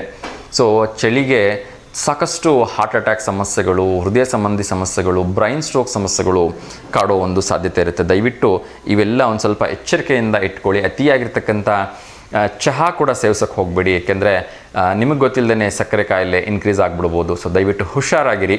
ಅತಿಯಾಗಿರ್ತಕ್ಕಂಥ ಬಿಸಿಯಾದ ಆಹಾರಗಳು ಕೂಡ ಈ ಸಂದರ್ಭದಲ್ಲಿ ದೇಹಕ್ಕೆ ಒಳ್ಳೆಯದಲ್ಲ. ಸೊ ಯಾವುದೂ ಕೂಡ ಒಂದು ಲಿಮಿಟನ್ನು ಕ್ರಾಸ್ ಮಾಡದಿರಲಿ. ಅತಿಯಾಗಿರ್ತಕ್ಕಂಥ ಬಿಸಿದು ಒಳ್ಳೆಯದಲ್ಲ, ಅದೇ ರೀತಿ ಅತಿಯಾಗಿರ್ತಕ್ಕಂಥ ಈ ಒಂದು ಆಲ್ಕೋಹಾಲ್ ಕೂಡ ಒಳ್ಳೆಯದಲ್ಲ, ಮದ್ಯಪಾನ ಕೂಡ ಒಳ್ಳೆಯದಲ್ಲ ಅಂತ ನಾನು ರಿಕ್ವೆಸ್ಟ್ ಮಾಡ್ತಾ, ಸೊ ಎಚ್ಚರಿಕೆಯಿಂದ ಇರಿ ಅಂತ ಹೇಳ್ತಾ ಇನ್ನಷ್ಟು ವಿಚಾರಗಳನ್ನು ತಿಳಿಸೋ ಒಂದು ಪ್ರಯತ್ನವನ್ನು ಮಾಡ್ತಾಯಿದ್ದೀನಿ. ನಿನ್ನೆ ವಿಶೇಷವಾಗಿ ಬೆಳಗಾವಿಯಲ್ಲಿ 15 ಗಂಟೆಗಳ ಸುದೀರ್ಘ ಒಂದು ವಿಧಾನಸಭೆ ಕಲಾಪ ನಡೆದಿದೆ. ಅದು ಕೂಡ ರಾತ್ರಿ 1 ಗಂಟೆವರೆಗೂ ನಡೆದಿದೆ ಅಂತಕ್ಕಂಥದ್ದು ತುಂಬ ವಿಶೇಷ, ತುಂಬ ಒಂದು ಖುಷಿ ವಿಚಾರ. ಸಭಾಧ್ಯಕ್ಷರಾಗಿರ್ತಕ್ಕಂಥ ಯು ಟಿ ಖಾದರ್ ಅವರು, ಸ್ಪೀಕರ್ ಆಗಿರ್ತಕ್ಕಂಥ ಯು ಟಿ ಖಾದರ್ ಅವರು ಕೂಡ ಪ್ರತಿಕ್ರಿಯೆ ನೀಡಿ, ವಿಶ್ವಕಪ್ ಕ್ರಿಕೆಟ್ ನೋಡುವಾಗ ರಾತ್ರಿ 3 ಗಂಟೆವರೆಗೂ ಎಚ್ಚರ ಇರ್ತಿದ್ವಿ, ಸೊ ನಮ್ಮ ಜನರಿಗೋಸ್ಕರ ರಾತ್ರಿ 1 ಗಂಟೆವರೆಗೂ ಕಲಾಪ ನಡೆದ್ರೆ ಏನು ತಪ್ಪು ಅಂಥೇಳಿ ಅವರು ಕೂಡ ಒಂದು ಶುಭಾಶಯಗಳನ್ನು ತಿಳಿಸಿದ್ದಾರೆ. ಆಗಲಿ, ಒಂದು ಒಳ್ಳೆಯ ವಿಚಾರ ಆಗಬೇಕು, ಕಲಾಪಗಳಲ್ಲಿ ಒಂದು ಒಳ್ಳೆಯ ಹೆಲ್ತ್ ಡಿಸ್ಕಷನ್ ಆಗಬೇಕು ಅಂಥೇಳಿ. ಒಳ್ಳೆಯದು. ಅದೇ ರೀತಿ ಒಂದು ಉದ್ಯೋಗ ವಾರ್ತೆಯನ್ನು ಹೇಳ್ತಾ ಇದ್ದೀನಿ. ನ್ಯೂ ಇಂಡಿಯಾ ಅಶ್ಯೂರೆನ್ಸ್ ಕಂಪ್ನಿ ಲಿಮಿಟೆಡ್ನಲ್ಲಿ 500 ಅಸಿಸ್ಟೆಂಟ್ ಹುದ್ದೆಗಳಿಗೆ ಅರ್ಜಿಯನ್ನು ಆಹ್ವಾನ ಮಾಡಿದ್ದಾರೆ. ಸೊ 21ರಿಂದ 30 ವರ್ಷದ ಒಳಗೆ ಇರ್ತಕ್ಕಂಥ ಪದವೀಧರರು ಇದಕ್ಕೆ ಅರ್ಜಿಯನ್ನು ಹಾಕ್ಬೋದು. ಅರ್ಹ ಅಭ್ಯರ್ಥಿಗಳು ಜನವರಿ 1ನೇ ತಾರೀಕುಗಳೊಳಗಡೆ ಅಪ್ಲಿಕೇಶನ್ಸನ್ನು ಹಾಕಿ ಅಂತ ಹೇಳಿದ್ದಾರೆ. www.newindia.co.in ನೀವು ಅರ್ಜಿಯನ್ನು ಹಾಕ್ಬೋದು. ಹೆಚ್ಚಿನ ಮಾಹಿತಿಗಾಗಿ ಒಂದು ನಂಬರ್ನ ತಿಳಿಸ್ತಾ ಇದ್ದೀನಿ, 8660217739. ಇನ್ನೊಮ್ಮೆ ಹೇಳ್ತಾ ಇದ್ದೀನಿ, 8660217739. ಈ ನಂಬರ್ಗೆ ಕಾಂಟ್ಯಾಕ್ಟ್ ಮಾಡಿ ನೀವು ಅಪ್ಲಿಕೇಶನ್ಸನ್ನು ಹಾಕ್ಬೋದು ಅಂತ ತಿಳಿಸ್ತಾ ಇದ್ದೀನಿ. ಸೊ ಇತ್ತೀಚಿನ ದಿನಗಳಲ್ಲಿ ಈ ಬಸ್ಸರಿಯರಿಗೆ ಒಂದು ಸಮಸ್ಯೆ ತುಂಬ ಹೆಚ್ಚಾಗಿ ಕಾಡ್ತಾ ಇದೆ. ಅದೇನು ಅಂದರೆ, ಡೆಲಿವರಿ ಟೈಮ್ ಬಂದರೆ ಸಾಕು, ವೈದ್ಯರು ಎಲ್ಲರೂ ಕೂಡ ಆ ನಾರ್ಮಲ್ ಆಗೋದಿದ್ರೂ ಕೂಡ ಅದನ್ನು ಸಿಸೇರಿಯನ್ ಮಾಡಿಬಿಡ್ತಾರೆ ಅಂಥೇಳಿ ವೈದ್ಯರ ಮೇಲೂ ಕೂಡ ಒಂದು ಕಂಪ್ಲೇಂಟ್ ಇತ್ತು. ಹಾಗಾಗಿ ಇದಕ್ಕೆಲ್ಲ ಒಂದು ಪರಿಹಾರ ಕಾಣಿಸ್ಬೇಕು ಅಂಥೇಳಿ ಮಾನ್ಯ ಆರೋಗ್ಯ ಸಚಿವರಾಗಿರ್ತಕ್ಕಂಥ ದಿನೇಶ್ ಗುಂಡೂರಾವ್ ಅವರು ಜನವರಿ ತಿಂಗಳಿನಿಂದ ಒಂದು ವಿಶೇಷವಾಗಿರ್ತಕ್ಕಂಥ ಹೊಸ ಕಾರ್ಯಕ್ರಮವನ್ನೇ ಜಾರಿ ಮಾಡ್ತಾ ಇದ್ದೀವಿ. ಅನಾವಶ್ಯಕ ಸಿಸೇರಿಯನ್ಗಳಾಗಬಾರ್ದು, ಸಿಸೇರಿಯನ್ ಆಗುವಾಗ ಹೆಚ್ಚು ಪ್ರಾಣಹಾನಿ ಕೂಡ ಆಗ್ತಾ ಇದೆ. ಸೊ ಹಾಗಾಗಿ ಇದಕ್ಕೆಲ್ಲ ಕಡಿವಾಣ ಹಾಕೋ ನಿಟ್ಟಿನಲ್ಲಿ ಹೊಸ ಕಾರ್ಯಕ್ರಮ ರೂಪಿಸ್ತೀವಿ ಅಂತ ಹೇಳಿದ್ದಾರೆ. ಸೊ ಒಳ್ಳೆಯದು, ಆದಷ್ಟು ಬೇಗ ರೂಪಿಸಿ ಸರ್, ಎಲ್ರಿಗೂ ಕೂಡ ಒಳ್ಳೆಯದಾದರೆ ಸಾಕು ಅಂಥೇಳಿ ನಾನು ಈ ಸಂದರ್ಭದಲ್ಲಿ ರಿಕ್ವೆಸ್ಟ್ ಮಾಡ್ಕೊಳ್ತಿದ್ದೀನಿ. ಅದೇ ರೀತಿ ನಮ್ಮ ಒಂದು ಹಿಂದುತ್ವಗಿರ್ತಕ್ಕಂಥ ಒಂದು ಹೆಮ್ಮೆಯ ವಿಚಾರ ಅಂದರೆ, ಬೇರೆ ಬೇರೆ ಒಂದು ಸಂಸ್ಕೃತಿಗೆ ಹೋಗಿ ಬೇರೆ ಜಾತಿಗಳಿಗೆ ಕನ್ವರ್ಟ್ ಆಗಿರ್ತಕ್ಕಂಥ ಸರಿಸುಮಾರು 150 ಜನ ನಮ್ಮ ಹಿಂದುತ್ವಕ್ಕೆ ವಾಪಸ್ ಬಂದಿದ್ದಾರೆ. ಈ ಘಟನೆ ನಡೆದಿರ್ತಕ್ಕಂಥದ್ದು ಉತ್ತರ ಪ್ರದೇಶದ ಹಾಪುರ್ ಜಿಲ್ಲೆಯಲ್ಲಿ. 150 ಏನು ಜನ ಇದ್ದಾರೆ, ಅದರಲ್ಲಿ 45 ಜನ ಮುಸ್ಲಿಂ ಕುಟುಂಬಗಳು ವಾಪಸ್ ಹಿಂದುತ್ವಕ್ಕೆ ಬರ್ತಾ ಇದ್ದಾವಂತೆ. ಇವರು ಮೂಲತಃ ಮುಸ್ಲಿಮ್ಸರಾಗಿದ್ದು ಅವರು ನಮ್ಮ ಹಿಂದೂ ಧರ್ಮವನ್ನು ಸ್ವೀಕರಿಸಿ ಅವರು ಹಿಂದೂ ಧರ್ಮಕ್ಕೆ ಬರ್ತಾ ಇದ್ದಾರೆ ಅಂತ. ಅದ್ರ ಜೊತೆಗೆ 150 ಇತರೆ ಒಂದು ಏನು ಬೇರೆ ಇದರ ಕ್ಯಾಸ್ಟ್ನವರಿದ್ದರು, ಅವರು ಕೂಡ ಹಿಂದುತ್ವಕ್ಕೆ ಮರಳಿ ಬರ್ತಾ ಇದ್ದಾರಂತೆ, ಕ್ರಿಶ್ಚಿಯನ್ಸ್ ಸೇರಿದಂತೆ ಅನ್ಯ ಧರ್ಮೀಯರು. ಸೊ ಒಳ್ಳೆಯದು, ನಮ್ಮ ಹಿಂದೂ ಸಂಸ್ಕೃತಿಗೆ ಇರ್ತಕ್ಕಂಥ ಒಂದು ಹೆರಿಮೆನೇ ಹಾಗೆ, ಅದು ಎಲ್ಲದನ್ನೂ ಕೂಡ ತನ್ನಡೆಗೆ ಸೆಳೆದುಕೊಳ್ತಕ್ಕಂಥ ಒಂದು ಶಕ್ತಿಯನ್ನು ಹೊಂದಿದೆ ಅಂಥೇಳಿ ನಾವು ಹೆಮ್ಮೆ ಪಡಬೇಕಿದೆ. ಎಸ್, ಇನ್ನೊಂದು ಖುಷಿ ವಿಚಾರ ಏನು ಅಂದರೆ, PM ಸೂರ್ಯಘರ್ ವಿದ್ಯುತ್ ಏನು ಯೋಜನೆ ಇತ್ತು, ಅದು ಒಳ್ಳೆಯ ಯಶಸ್ಸನ್ನು ಕಾಣ್ತಾ ಇದೆ. ಅದನ್ನು ಇನ್ನಷ್ಟು ಯಶಸ್ಸನ್ನು ಕಾಣೋ ರೀತಿಯಲ್ಲಿ ಎಲ್ಲರಿಗೂ ಕೂಡ, ಅದರಲ್ಲೂ ಕೂಡ ವಿಶೇಷವಾಗಿ ಹಳ್ಳಿಗಳಿಗೆ ಪರಿಚಯಿಸಬೇಕು ಅನ್ನೋ ನಿಟ್ಟಿನಲ್ಲಿ ಅದರ ಜವಾಬ್ದಾರಿಯನ್ನು ತಾಲೂಕು ಕೇಂದ್ರಗಳಿಗೆ, ಕಚೇರಿಗಳಿಗೆ ನೀಡ್ತಾ ಇದ್ದಾರಂತೆ. ಸೊ ಈಗಾಗಲೇ 6,85,763 ಮನೆಗಳ ಮೇಲೆ ಈ ಒಂದು ಸೌರ ವಿದ್ಯುತ್ತನ್ನು ಅಳವಡಿಸಲಾಗಿದೆ. ಸೊ ಇನ್ನೂ ಹೆಚ್ಚು ಅಳವಡಿಕೆ ಬಾಕಿ ಇದೆ. ಅದೆಲ್ಲ ಆದರೆ ನಾವು ಇನ್ನೊಬ್ಬರ ಮೇಲೆ ಡಿಪೆಂಡೆಂಟ್ ಆಗದೇನೆ, ಯಾವುದೇ ರೀತಿಯ ನೀರಿನ ವಿದ್ಯುತ್ಗೆ ಡಿಪೆಂಡೆಂಟ್ ಆಗದೇನೆ ನಾವು ವರ್ಷಪೂರ್ತಿ ಇದೇ ವಿದ್ಯುತ್ತಲ್ಲಿ ಜೀವನ ಮಾಡಲಿಕ್ಕೆ ಸಾಧ್ಯ ಇದೆ ಅಂಥೇಳಿ ಒಂದು ಅಧ್ಯಯನ ಹೇಳಿರೋದ್ರಿಂದ ಅದರ ಬಗ್ಗೆ ಇನ್ನಷ್ಟು ಹೆಚ್ಚಿನ ಒಲವು ತೋರ್ತಾ ಇದೆ. ಅದೇ ರೀತಿ ಇನ್ನೊಂದು ಅಪಾಯಕಾರಿ ವಿಚಾರ ಹೊರಬರ್ತಾ ಇದೆ. ಏನು ಅಂದರೆ, ಕೋವಿಡ್ mRNA ಲಸಿಕೆ ಪಡೆದ ಮಕ್ಕಳಿಗೆ ಹೃದಯಾಘಾತದ ಅಪಾಯ ಹೆಚ್ಚು ಅಂಥೇಳಿ ಅಧ್ಯಯನದ ಒಂದು ವರದಿ ತಿಳಿಸ್ತಾ ಇದೆ. ಅದು ಕೂಡ 10 ವರ್ಷದ ಒಳಗಿನ ಮಕ್ಕಳು ಸಹ ಹಾರ್ಟ್ ಅಟ್ಯಾಕ್ ಆಗ್ತಾ ಇದ್ದಾರೆ. ಅಂದರೆ ಅದಕ್ಕೆಲ್ಲ ಈ mRNA ಲಸಿಕೆ ಪಡೆದಂತಹ ಸಮಸ್ಯೆಗಳು ಇದಕ್ಕೆ ಕಾರಣ ಆಗ್ತಾ ಇದ್ದಾವೆ ಅಂಥೇಳಿ ಅಧ್ಯಯನ ತಿಳಿಸಿದೆ. ಸೊ ಇದು ನಿಜಕ್ಕೂ ಕೂಡ ತುಂಬ ಆತಂಕಕಾರಿ ವಿಚಾರ. ಆಕ್ಸ್ಫರ್ಡ್ ವಿಶ್ವವಿದ್ಯಾಲಯದ ಪ್ರೊಫೆಸರ್ ಆಗಿರ್ತಕ್ಕಂಥ ಕಾಲ್ನಡಿ ಆಂಡ್ಯೂಸ್ ಅವರ ಒಂದು UK ಅವರ ಒಂದು ತಂಡ ಇದನ್ನು ಮಾಹಿತಿಯನ್ನು ಬಹಿರಂಗಪಡಿಸಿದೆ. ಸೊ ನಿಜಕ್ಕೂ ಎಲ್ರಿಗೂ ಭಯ ಆಗುತ್ತೆ ಈ ಥರ ಒಂದು ವಿಚಾರಗಳು ಬಂದುಬಿಟ್ರೆ. ದೇವರದಿಂದ ಯಾರಿಗೂ ಹೆಚ್ಚಿನ ತೊಂದರೆ ಆಗ್ತಾ ಇದ್ದರೆ ಸಾಕು ಅಂಥೇಳಿ ನಾವು ಶುಭ ಹಾರೈಸೋಣ. ನಮ್ಮ ರೈತರು ಏನು ಮಾಡಿದ್ರು ಕೂಡ ಅದರಲ್ಲೊಂದು ಹೊಸತನ ಇರುತ್ತೆ, ಒಂದು ವಿಶೇಷತೆ ಇರುತ್ತೆ. ಯಾಕೆ ಇದನ್ನು ಹೇಳ್ತಾ ಇದ್ದೀನಿ ಅಂತೀರಾ? ಸೊ ನಮ್ಮ ಒಂದು ಕೋಲಾರದ ವಿಶೇಷವಾಗಿರ್ತಕ್ಕಂಥ ರೈತರು ತಮ್ಮ ಎತ್ತಿನ ಒಂದು ಹುಟ್ಟುಹಬ್ಬಕ್ಕೆ ಕೇಕನ್ನು ಕತ್ತರಿಸಿ ಊರಿಗೆಲ್ಲ ಹೋಳಿಗೆ ಊಟ ಹಾಕ್ಸಿದಾರಂತೆ. ಇದು ರೀ ಸೂಪರ್ ಅಂದರೆ. ಸೊ ಎಲ್ಲರೂ ನಮ್ಮ ಬರ್ಡೇಗಳು ನಾವು ಮಾಡ್ಕೊಳ್ತೀವಿ, ನಮ್ಮ ಕುಟುಂಬದ ಬರ್ಡೇ ಮಾಡ್ತೀವಿ. ಆದರೆ ಸಾಕು ಪ್ರಾಣಿಗಳು, ಅದರಲ್ಲೂ ಕೂಡ ದೇಶದ ರೈತನ ಬೆನ್ನೆಲುಬಾಗಿ ನಿಲ್ತಕ್ಕಂಥ ಎತ್ತಿನ ಬರ್ಡೇ ಮಾಡಿದಾರಲ್ಲ, ಅದು ನಿಜಕ್ಕೂ ಕೂಡ ಹೆಮ್ಮೆಯ ವಿಚಾರ. ಲಕ್ಷಾಂತರ ರೂಪಾಯಿ ಖರ್ಚು ಮಾಡಿ ಎತ್ತನ್ನ ತಂದು ಸಾಕೋದು ಅಷ್ಟೇ ಅಲ್ಲ, ಅದರ ಒಂದು ಹುಟ್ಟುಹಬ್ಬವನ್ನು ಹೀಗೆ ಅರ್ಥಪೂರ್ಣವಾಗಿ ಸೆಲೆಬ್ರೇಟ್ ಮಾಡಿ ಊರಿಗೆಲ್ಲ ಊಟ ಹಾಕಿರ್ತಕ್ಕಂಥ ರೈತ ಮಂಜುನಾಥ್ ಅವರ ಒಂದು ಇದನ್ನು ನಿಜಕ್ಕೂ ನಾವು ಎಲ್ಲರೂ ಮೆಚ್ಚಲೇಬೇಕು ಕಾರ್ಯವನ್ನು. ಅವರ ಎತ್ತಿಗೆ ಪ್ರೀತಿಯಿಂದ ವಾಯುಪುತ್ರ ಅಂತ ಹೆಸರಿಟ್ಟಿದ್ದಾರಂತೆ. ಕಳೆದ 6 ವರ್ಷಗಳಿಂದ ಇದೇ ರೀತಿ ಅವರು ಹುಟ್ಟುಹಬ್ಬ ಸೆಲೆಬ್ರೇಟ್ ಮಾಡ್ತಾರಂತೆ. ಗ್ರೇಟ್ ಸರ್, ಒಳ್ಳೆಯದಾಗಲಿ, ಆ ಒಂದು ಗೋಮಾತೆ ನಿಮ್ಮನ್ನು ಕಾಪಾಡಲಿ ಅಂಥೇಳಿ ನಾನು ಹಾರೈಸ್ತಾ ಇದ್ದೀನಿ. ಸೊ ಇನ್ನೊಂದು ಬೇಸರದ ವಿಚಾರ ಇದೆ. ಸೊ ಅಲೆಮಾರಿ ಜನಾಂಗದವರು ನಮ್ಮ ದಾವಣಗೆರೆ ಜಿಲ್ಲೆಗೆ ಕಳೆದ ತಿಂಗಳು ತಮ್ಮ ಒಂದು ವ್ಯಾಪಾರಕ್ಕೆ ಅಂತ ಬಂದಿದ್ದರು. ಇಂಥ ಸಂದರ್ಭದಲ್ಲಿ ಇವರು ಹರಪನಹಳ್ಳಿಯಲ್ಲಿ, ವಿಜಯನಗರ ಜಿಲ್ಲೆಯ ಹರಪನಹಳ್ಳಿ, ಇವರು ತಮ್ಮ ಎಂದಿನಂತೆ ಟೆಂಟ್ ಹಾಕ್ಕೊಂಡು ವ್ಯಾಪಾರ ಮಾಡ್ತಾಯಿದ್ರು. ಅಲ್ಲಿ ಒಂದು ಪುಟ್ಟ ಮಗು, ಅವ್ರದ್ದು 1 ವರ್ಷದ ಗಂಡು ಮಗುವನ್ನು ಯಾರೋ ಕಿಡ್ನಾಪ್ ಮಾಡಿಬಿಟ್ಟಿದ್ದಾರಂತೆ. 1 ತಿಂಗಳಾಗಿದೆ ಕಳೆದು. ಅವರು ಪೊಲೀಸ್ ಸ್ಟೇಷನ್ಗಳಿಗೆ ಅಲ್ಲಾಡಿದ್ದಾರೆ, ಸಾಕಷ್ಟು ಕಂಪ್ಲೇಂಟ್ ಕೊಟ್ಟಿದ್ದಾರೆ, ಕೊನೆಗೆ ಪತ್ರಿಕಾ ಪ್ರಕಟಣೆಯನ್ನು ಹೊರಡಿಸಿದ್ದಾರೆ, ಕೊನೆಗೆ ಪ್ರೆಸ್ ಮೀಟ್ ಮಾಡಿದ್ದಾರೆ, ಎಲ್ಲ ಮಾಡಿದ್ದಾರೆ. ಆದರೂ ಕೂಡ ಪಾಪ ಅವರು 1 ತಿಂಗಳು ಮಗು ಸಿಕ್ಕಿಲ್ಲ. ತುಂಬ ತಂದೆ ತಾಯಿ ರೋದನೆಯಲ್ಲಿದ್ದಾರೆ. ಮಗುವಿನ ತಂದೆ ಯುವರಾಜ್ 1 ತಿಂಗಳಾದರೂ ಮಕ್ಕಳು ಸಿಕ್ಕಿಲ್ಲ ಅಂಥೇಳಿ ತುಂಬಾ ಅವರು ನೋವಿನಲ್ಲಿದ್ದಾರೆ. ಅವ್ರ ತಾಯಿ ಸಾರಿಕಾ ಕೂಡ ತುಂಬ ನೋವನ್ನು ವ್ಯಕ್ತಪಡಿಸ್ತಿದ್ದಾರೆ. ಪಾಪ ಅವರು ವ್ಯಾಪಾರದ ಬ್ಯುಸಿಯಲ್ಲಿದ್ದಾಗ ಅವರ ಪುಟ್ಟ ಮಗುನ ಯಾರೋ ಅಪಹರಣ ಮಾಡಿಬಿಟ್ಟಿದ್ದಾರೆ. ಸೊ ದಯಮಾಡಿ ಯಾರು ಅದನ್ನು ತೆಗೆದುಕೊಂಡಿದ್ರು ಕೂಡ ಕೊಟ್ಬಿಡಿ. ಏಕೆಂದರೆ ಅವರಿಗಿರ್ತಕ್ಕಂಥ ಒಂದೇ ಮಗುನ ಕಳ್ಕೊಂಡು ತುಂಬ ದುಃಖದಲ್ಲಿದ್ದಾರೆ. ಈ ಕಡೆ ಹೊಟ್ಟೆಪಾಡಿಗೆ ವ್ಯಾಪಾರ ಮಾಡೋಕ್ಕೂ ಆಗ್ತಾಯಿಲ್ಲ, ಈ ಕಡೆ ಮಗು ಹುಡುಕೋಕ್ಕೂ ಆಗ್ತಾಯಿಲ್ಲ, ಎಲ್ಲ ಕಡೆ ಅಲ್ದಾಡ್ತಾ ಇದ್ದೀವಿ ಅಂಥೇಳಿ ನನಗೆ ಈ ಒಂದು ಮೆಸೇಜ್ ಬಂದಿದ್ದರಿಂದ ತುಂಬ ಬೇಜಾರಾಗಿ ಹೇಳ್ತಾ ಇದ್ದೀನಿ. ದಯಮಾಡಿ ಯಾರಾದರೂ ಕೂಡ ಆ ಮಗುನ ಇಟ್ಕೊಂಡಿದ್ರೆ ಅಥವಾ ನಿಮ್ಮ ಅಕ್ಕಪಕ್ಕ ಯಾರಾದರೂ ಆ ರೀತಿ ಆ ಮಗುವನ್ನು ಹೊಂದಿರತಕ್ಕಂಥವ್ರು ಕಂಡು ಬಂದರೆ ದಯವಿಟ್ಟು ತಿಳಿಸ್ಬಿಡಿ. ಅವರು ಆ ಮಗುನ ವಾಪಸ್ ತೊಗೊಂಡೋಗಲಿ. ಏಕೆಂದರೆ ಇಲ್ಲಿಂದನೂ ಹೊಟ್ಟೆ ಪೋಡೋಗೋಸ್ಕರ ಇಲ್ಲಿ ಬಂದಿರತಕ್ಕಂಥವ್ರ ಮಗುನ ಕಿತ್ಕೊಂಡು ಅದು ನಿಜಕ್ಕೂ ಕೂಡ ತುಂಬ ಅನ್ಯಾಯ. ಯಾರಿಗೂ ಹಾಗಾಗೋದು ಬೇಡ ಅಂತ ನಾನು ರಿಕ್ವೆಸ್ಟ್ ಮಾಡ್ಕೊಳ್ತಾ ಇದ್ದೀನಿ. ಇನ್ನಷ್ಟು ವಿಚಾರಗಳನ್ನು ನೋಡೋದಾದರೆ, ಪ್ರಪಂಚದಾದ್ಯಂತ ಪ್ರತಿ ವರ್ಷ ಈ ಸ್ಟ್ರೋಕ್ನಿಂದ 50 ಲಕ್ಷಕ್ಕೂ ಅಧಿಕ ಮಂದಿ ಸಾವಾಗ್ತಾ ಇದೆ ಅಂಥೇಳಿ ವರ್ಲ್ಡ್ ಹೆಲ್ತ್ ಆರ್ಗನೈಜೇಷನ್ WHO ತಿಳಿಸ್ತಾ ಇದೆ. ಅದು ಕೂಡ ಪಾರ್ಶ್ವವಾಯು ಆಗಿರ್ಬೋದು ಅಥವಾ ಬೇರೆ ಬೇರೆ ಸ್ಟ್ರೋಕ್ ರೀತಿಯಿಂದ ಅಂಗವಿಕಲರು ಕೂಡ ತುಂಬ ಜನ ಆಗ್ತಾ ಇದ್ದಾರಂತೆ. ಸೊ ಹಾಗಾಗಿ ಎಚ್ಚರಿಕೆಯಿಂದ ಇರಿ. ತೀವ್ರವಾದ ಶಾಖದ ಒಡ್ಡುವಿಕೆ ಕೂಡ ಅಪಾಯ ಅಂತ ಹೇಳಲಾಗಿದೆ. ಅದರ ಜೊತೆಗೆ ಅತಿಯಾಗಿರ್ತಕ್ಕಂಥ ವಾಯು ಮಾಲಿನ್ಯ ಕೂಡ ಇದಕ್ಕೆಲ್ಲ ಕಾರಣ. ಕಳಪೆ ಆರೋಗ್ಯ, ಅತಿಯಾದ ತರಕಾರಿಯ ಕಡಿಮೆ ಸೇವನೆ ಮತ್ತು ಅತಿಯಾದ ಮದ್ಯಪಾನ, ಧೂಮಪಾನ ಅದು ಕೂಡ ಒಂದು ಇದಕ್ಕೆ ಕಾರಣ ಅಂತ ಹೇಳಲಾಗಿದೆ. ಸೊ ದಯವಿಟ್ಟು ಹುಷಾರಾಗಿರಿ, ನಿಮ್ಮ ಆರೋಗ್ಯವನ್ನು ನೀವು ನೋಡ್ಕೊಳ್ಳಿ ಅಂಥೇಳಿ ವಿಶ್ವ ಆರೋಗ್ಯ ಸಂಸ್ಥೆ ಅಂದರೆ ವರ್ಲ್ಡ್ ಹೆಲ್ತ್ ಆರ್ಗನೈಜೇಷನ್ ಎಚ್ಚರಿಕೆಯನ್ನು ನೀಡಿದೆ. ಸೊ ದಯವಿಟ್ಟು ಹುಷಾರಾಗಿರಿ. ಎಲ್ಲರೂ ಬಿಸಿಯಾಗಿರ್ತಕ್ಕಂಥ ಆಹಾರವನ್ನು ಸೇವಿಸಿ, ಅದರ ಜೊತೆಗೆ ಈ ಒಂದು ಕೆಟ್ಟ ಅಭ್ಯಾಸಗಳಿಂದ ದೂರ ಇರಿ. ನಿಮ್ಮ ಹೃದಯವನ್ನು ಚೆನ್ನಾಗಿ ನೋಡ್ಕೊಳ್ಳಿ ಅಂಥೇಳಿ ನಾನೊಂದು ರಿಕ್ವೆಸ್ಟನ್ನು ಮಾಡ್ಕೊಳ್ತಾ ಇದ್ದೀನಿ. ಸೊ ಏಕೆಂದರೆ ಎಲ್ರಿಗೂ ಕೂಡ ಆರೋಗ್ಯ ಅಂತಕ್ಕಂಥದ್ದು ತುಂಬ ಇಂಪಾರ್ಟೆಂಟ್ ಆಗುತ್ತೆ. ದಯವಿಟ್ಟು ಎಚ್ಚರಿಕೆಯಿಂದ ಇರಿ ಅಂತ ನಾನು ಮತ್ತೊಮ್ಮೆ ರಿಕ್ವೆಸ್ಟ್ ಮಾಡ್ಕೋತಾ ಇದ್ದೀನಿ. ಇನ್ನಷ್ಟು ವಿಚಾರಗಳನ್ನು ನೋಡೋದಾದರೆ, ಬಾಲ್ಯ ವಿವಾಹವನ್ನು ಇತ್ತೀಚೆಗೆ ಜನ ಕದ್ದು ಮುಚ್ಚಿ ಮಾಡ್ತಕ್ಕಂಥದ್ದು ನೋಡಿದ್ವಿ. ಸೊ ಒಂದು ಖುಷಿ ವಿಚಾರ, ಬಾಲ್ಯ ವಿವಾಹಕ್ಕೆ ಇನ್ನು ಮುಂದೆ ಅತ್ಯಂತ ಕಠಿಣ ಶಿಕ್ಷೆಯನ್ನು ವಿಧಿಸ್ತಾ ಇದ್ದಾರಂತೆ. ಸೊ ಮೊನ್ನೆ ಉಳ್ಳಾಲದಲ್ಲಿ ಅಪ್ರಾಪ್ತ ಒಂದು ವಿವಾಹ ಬಾಲಕಿಯನ್ನು ಮಾಡಿದಂತಹ ಇಮ್ತಿಯಾಜ್ ಮತ್ತು ಅವರ ತಾಯಿಗೆ ಹೆಚ್ಚು ಕಡಿಮೆ 11 ವರ್ಷ ಅವರಿಗೆ 10 ವರ್ಷಗಳ ಕಾಲ ಅವರಿಗೆ ಕಠಿಣ ಶಿಕ್ಷೆಯನ್ನು ಗುರಿ ಮಾಡಿದ್ದಾರಂತೆ. ಸೊ ಒಳ್ಳೆಯದು, ಏಕೆಂದರೆ ಅಟ್ಲೀಸ್ಟ್ ಇನ್ನು ಮುಂದಾದರೂ ಈ ರೀತಿಯ ಬಾಲ್ಯ ವಿವಾಹಗಳು ಆಗದೇ ಇದ್ದರೆ ಒಳ್ಳೆಯದು. ಸೊ ನಿಮಗೆಲ್ಲ ಗೊತ್ತಿರೋ ಹಾಗೆ ನಿನ್ನೆ ನಮ್ಮೆಲ್ಲರ ಪ್ರೀತಿಯ ರೋರಿಂಗ್ ಸ್ಟಾರ್ ಮುರಳಿ ಅವರ ಜನ್ಮದಿನ ಇತ್ತು, ಡಿಸೆಂಬರ್ 27. ಅವರಿಗೆ ತಡವಾಗಿ ಹುಟ್ಟುಹಬ್ಬದ ಹಾರ್ದಿಕ ಶುಭಾಶಯಗಳನ್ನು ತಿಳಿಸ್ತಾ ಇದ್ದೀವಿ. ಅದೇ ರೀತಿ ಇವತ್ತು ದಿನ ವಿಶೇಷವನ್ನು ನೋಡೋದಾದರೆ ಅಕೃತ ಸಂಕಷ್ಟ ಚತುರ್ಥಿ ಇದೆ ವಿಶೇಷವಾಗಿ.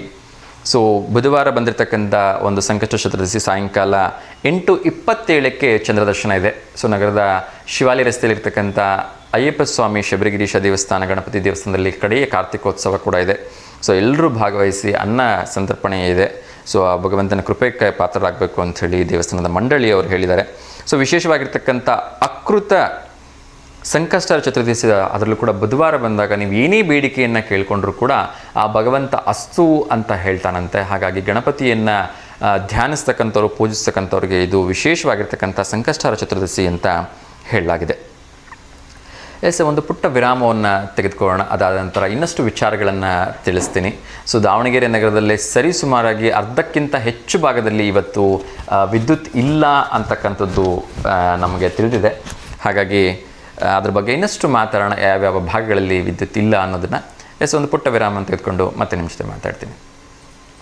ವೆಲ್ಕಮ್ ಬ್ಯಾಕ್ ವೀಕ್ಷಕರೇ, ಮತ್ತೊಮ್ಮೆ ನಮಸ್ತೆ. ದಾವಣಗೆರೆ ಕಾರ್ಯಕ್ರಮಕ್ಕೆ ಆತ್ಮೀಯವಾಗಿರ್ತಕ್ಕಂಥ ಸ್ವಾಗತ, ಸುಸ್ವಾಗತ. ಸೊ ಇನ್ನಷ್ಟು ವಿಚಾರಗಳನ್ನು ನೋಡ್ತಾ ಹೋಗೋಣ. ಸೊ ನಗರದ ಎಲ್ಲ ಕಡೆ ಇವತ್ತು ವಿಶೇಷವಾಗಿ ಏನು ರಸ್ತೆ ಕೆಲವೊಂದು ಕಡೆ ವರ್ಕ್ ನಡೀತಾ ಇದೆ, ಇನ್ನೊಂದು ಕಡೆ KEBಯ ಒಂದು ಕೆಲಸ ನಡೀತಾ ಇರೋದ್ರಿಂದ ಸೊ ವಿದ್ಯುತ್ತಿನ ಒಂದು ಸಮಸ್ಯೆ ಇದ್ದೇ ಇದೆ. ಹಾಗಾಗಿ ಇವತ್ತು ಸಾಕಷ್ಟು ಕಡೆ ಕರೆಂಟ್ ಪ್ರಾಬ್ಲಮ್ ಇದ್ದೇ ಇರುತ್ತೆ. ಸೊ ನಿನ್ನೆ ವಿಶೇಷವಾಗಿರ್ತಕ್ಕಂಥ ಒಂದು ಬಿಲ್ ಮಂಡನೆ ಆಯಿತು. ನಾನು ತುಂಬ ಹೆಮ್ಮೆಯಿಂದ ಹೇಳಿದ್ದೆ, ಒನ್ ನೇಷನ್ ಒಂದು ಎಲೆಕ್ಷನ್ ಬಿಲ್ ಒಂದು ಮಂಡನೆಗೆ ಬಂದಾಗ ಪರವಾಗಿ 269 ಓಟುಗಳು ಬಿದ್ದಿದ್ರೆ ವಿರುದ್ಧವಾಗಿ 198 ಓಟುಗಳು ಬಿದ್ದಿದ್ದಾವೆ ಅಧಿಕೃತವಾಗಿ ಅಂತ ತಿಳಿದು ಬಂದಿದೆ. ಸೊ ಕಾದು ನೋಡಬೇಕು. ಇನ್ನು ರಾಷ್ಟ್ರಪತಿಯವರ ಒಂದು ಅಂಕಿತ ಬಹುಶಃ ಇದಕ್ಕೆ ಬಾಕಿ ಇದೆ ಅಂತ ಅನಿಸುತ್ತೆ. ಸೊ ಆದಷ್ಟು ಬೇಗ ಇದಕ್ಕೆ ಒಂದು ಮುದ್ರೆ ಬಿದ್ದು ಒಂದು ದೇಶ ಒಂದು ಚುನಾವಣೆ ಹಾಗೆ ನಡೆದರೆ ಸರಿಸುಮಾರು ಸಾವಿರಾರು ಕೋಟಿಗಳ ಒಂದು ದುಡ್ಡು ಉಳಿತಾಯ ಆಗತ್ತೆ ಅಂತ ನಾವೆಲ್ಲರೂ ಕೂಡ ಆಶಯ ವ್ಯಕ್ತಪಡಿಸ್ಬೋದು. ಅದು ಕೂಡ ಇನ್ನೊಂದು ಏನು ಅಂದರೆ ನಮ್ಮ ಟ್ಯಾಕ್ಸ್ ಮನಿ ಸೇವ್ ಆಗುತ್ತೆ ಅಂತಕ್ಕಂಥದ್ದು ನಮಗೆ ನಿಜಕ್ಕೂ ಕೂಡ ಹೆಮ್ಮೆಯ ವಿಚಾರ. ಹಾಗಾಗಿ ಅದು ಆಗಲಿ ಅಂತೇಳಿ ಆಶಯವನ್ನು ವ್ಯಕ್ತಪಡಿಸೋಣ. ಸೊ ಇತ್ತೀಚಿನ ದಿನಗಳಲ್ಲಿ ನಾವು ಎಲ್ಲರೂ ಕೂಡ ಒಂದು ಕಾಮನ್ ಆಗಿರ್ತಕ್ಕಂಥದ್ದನ್ನು ಇಶ್ಯೂಸ್ನ ನೋಡ್ತಿದ್ದೀವಿ. ಅದೇನು ಅಂದರೆ ನಾವು ನೀರಿಗೋಸ್ಕರ ಬೋರ್ವೆಲ್ನ ಕೊರೆಸ್ತೀವಿ.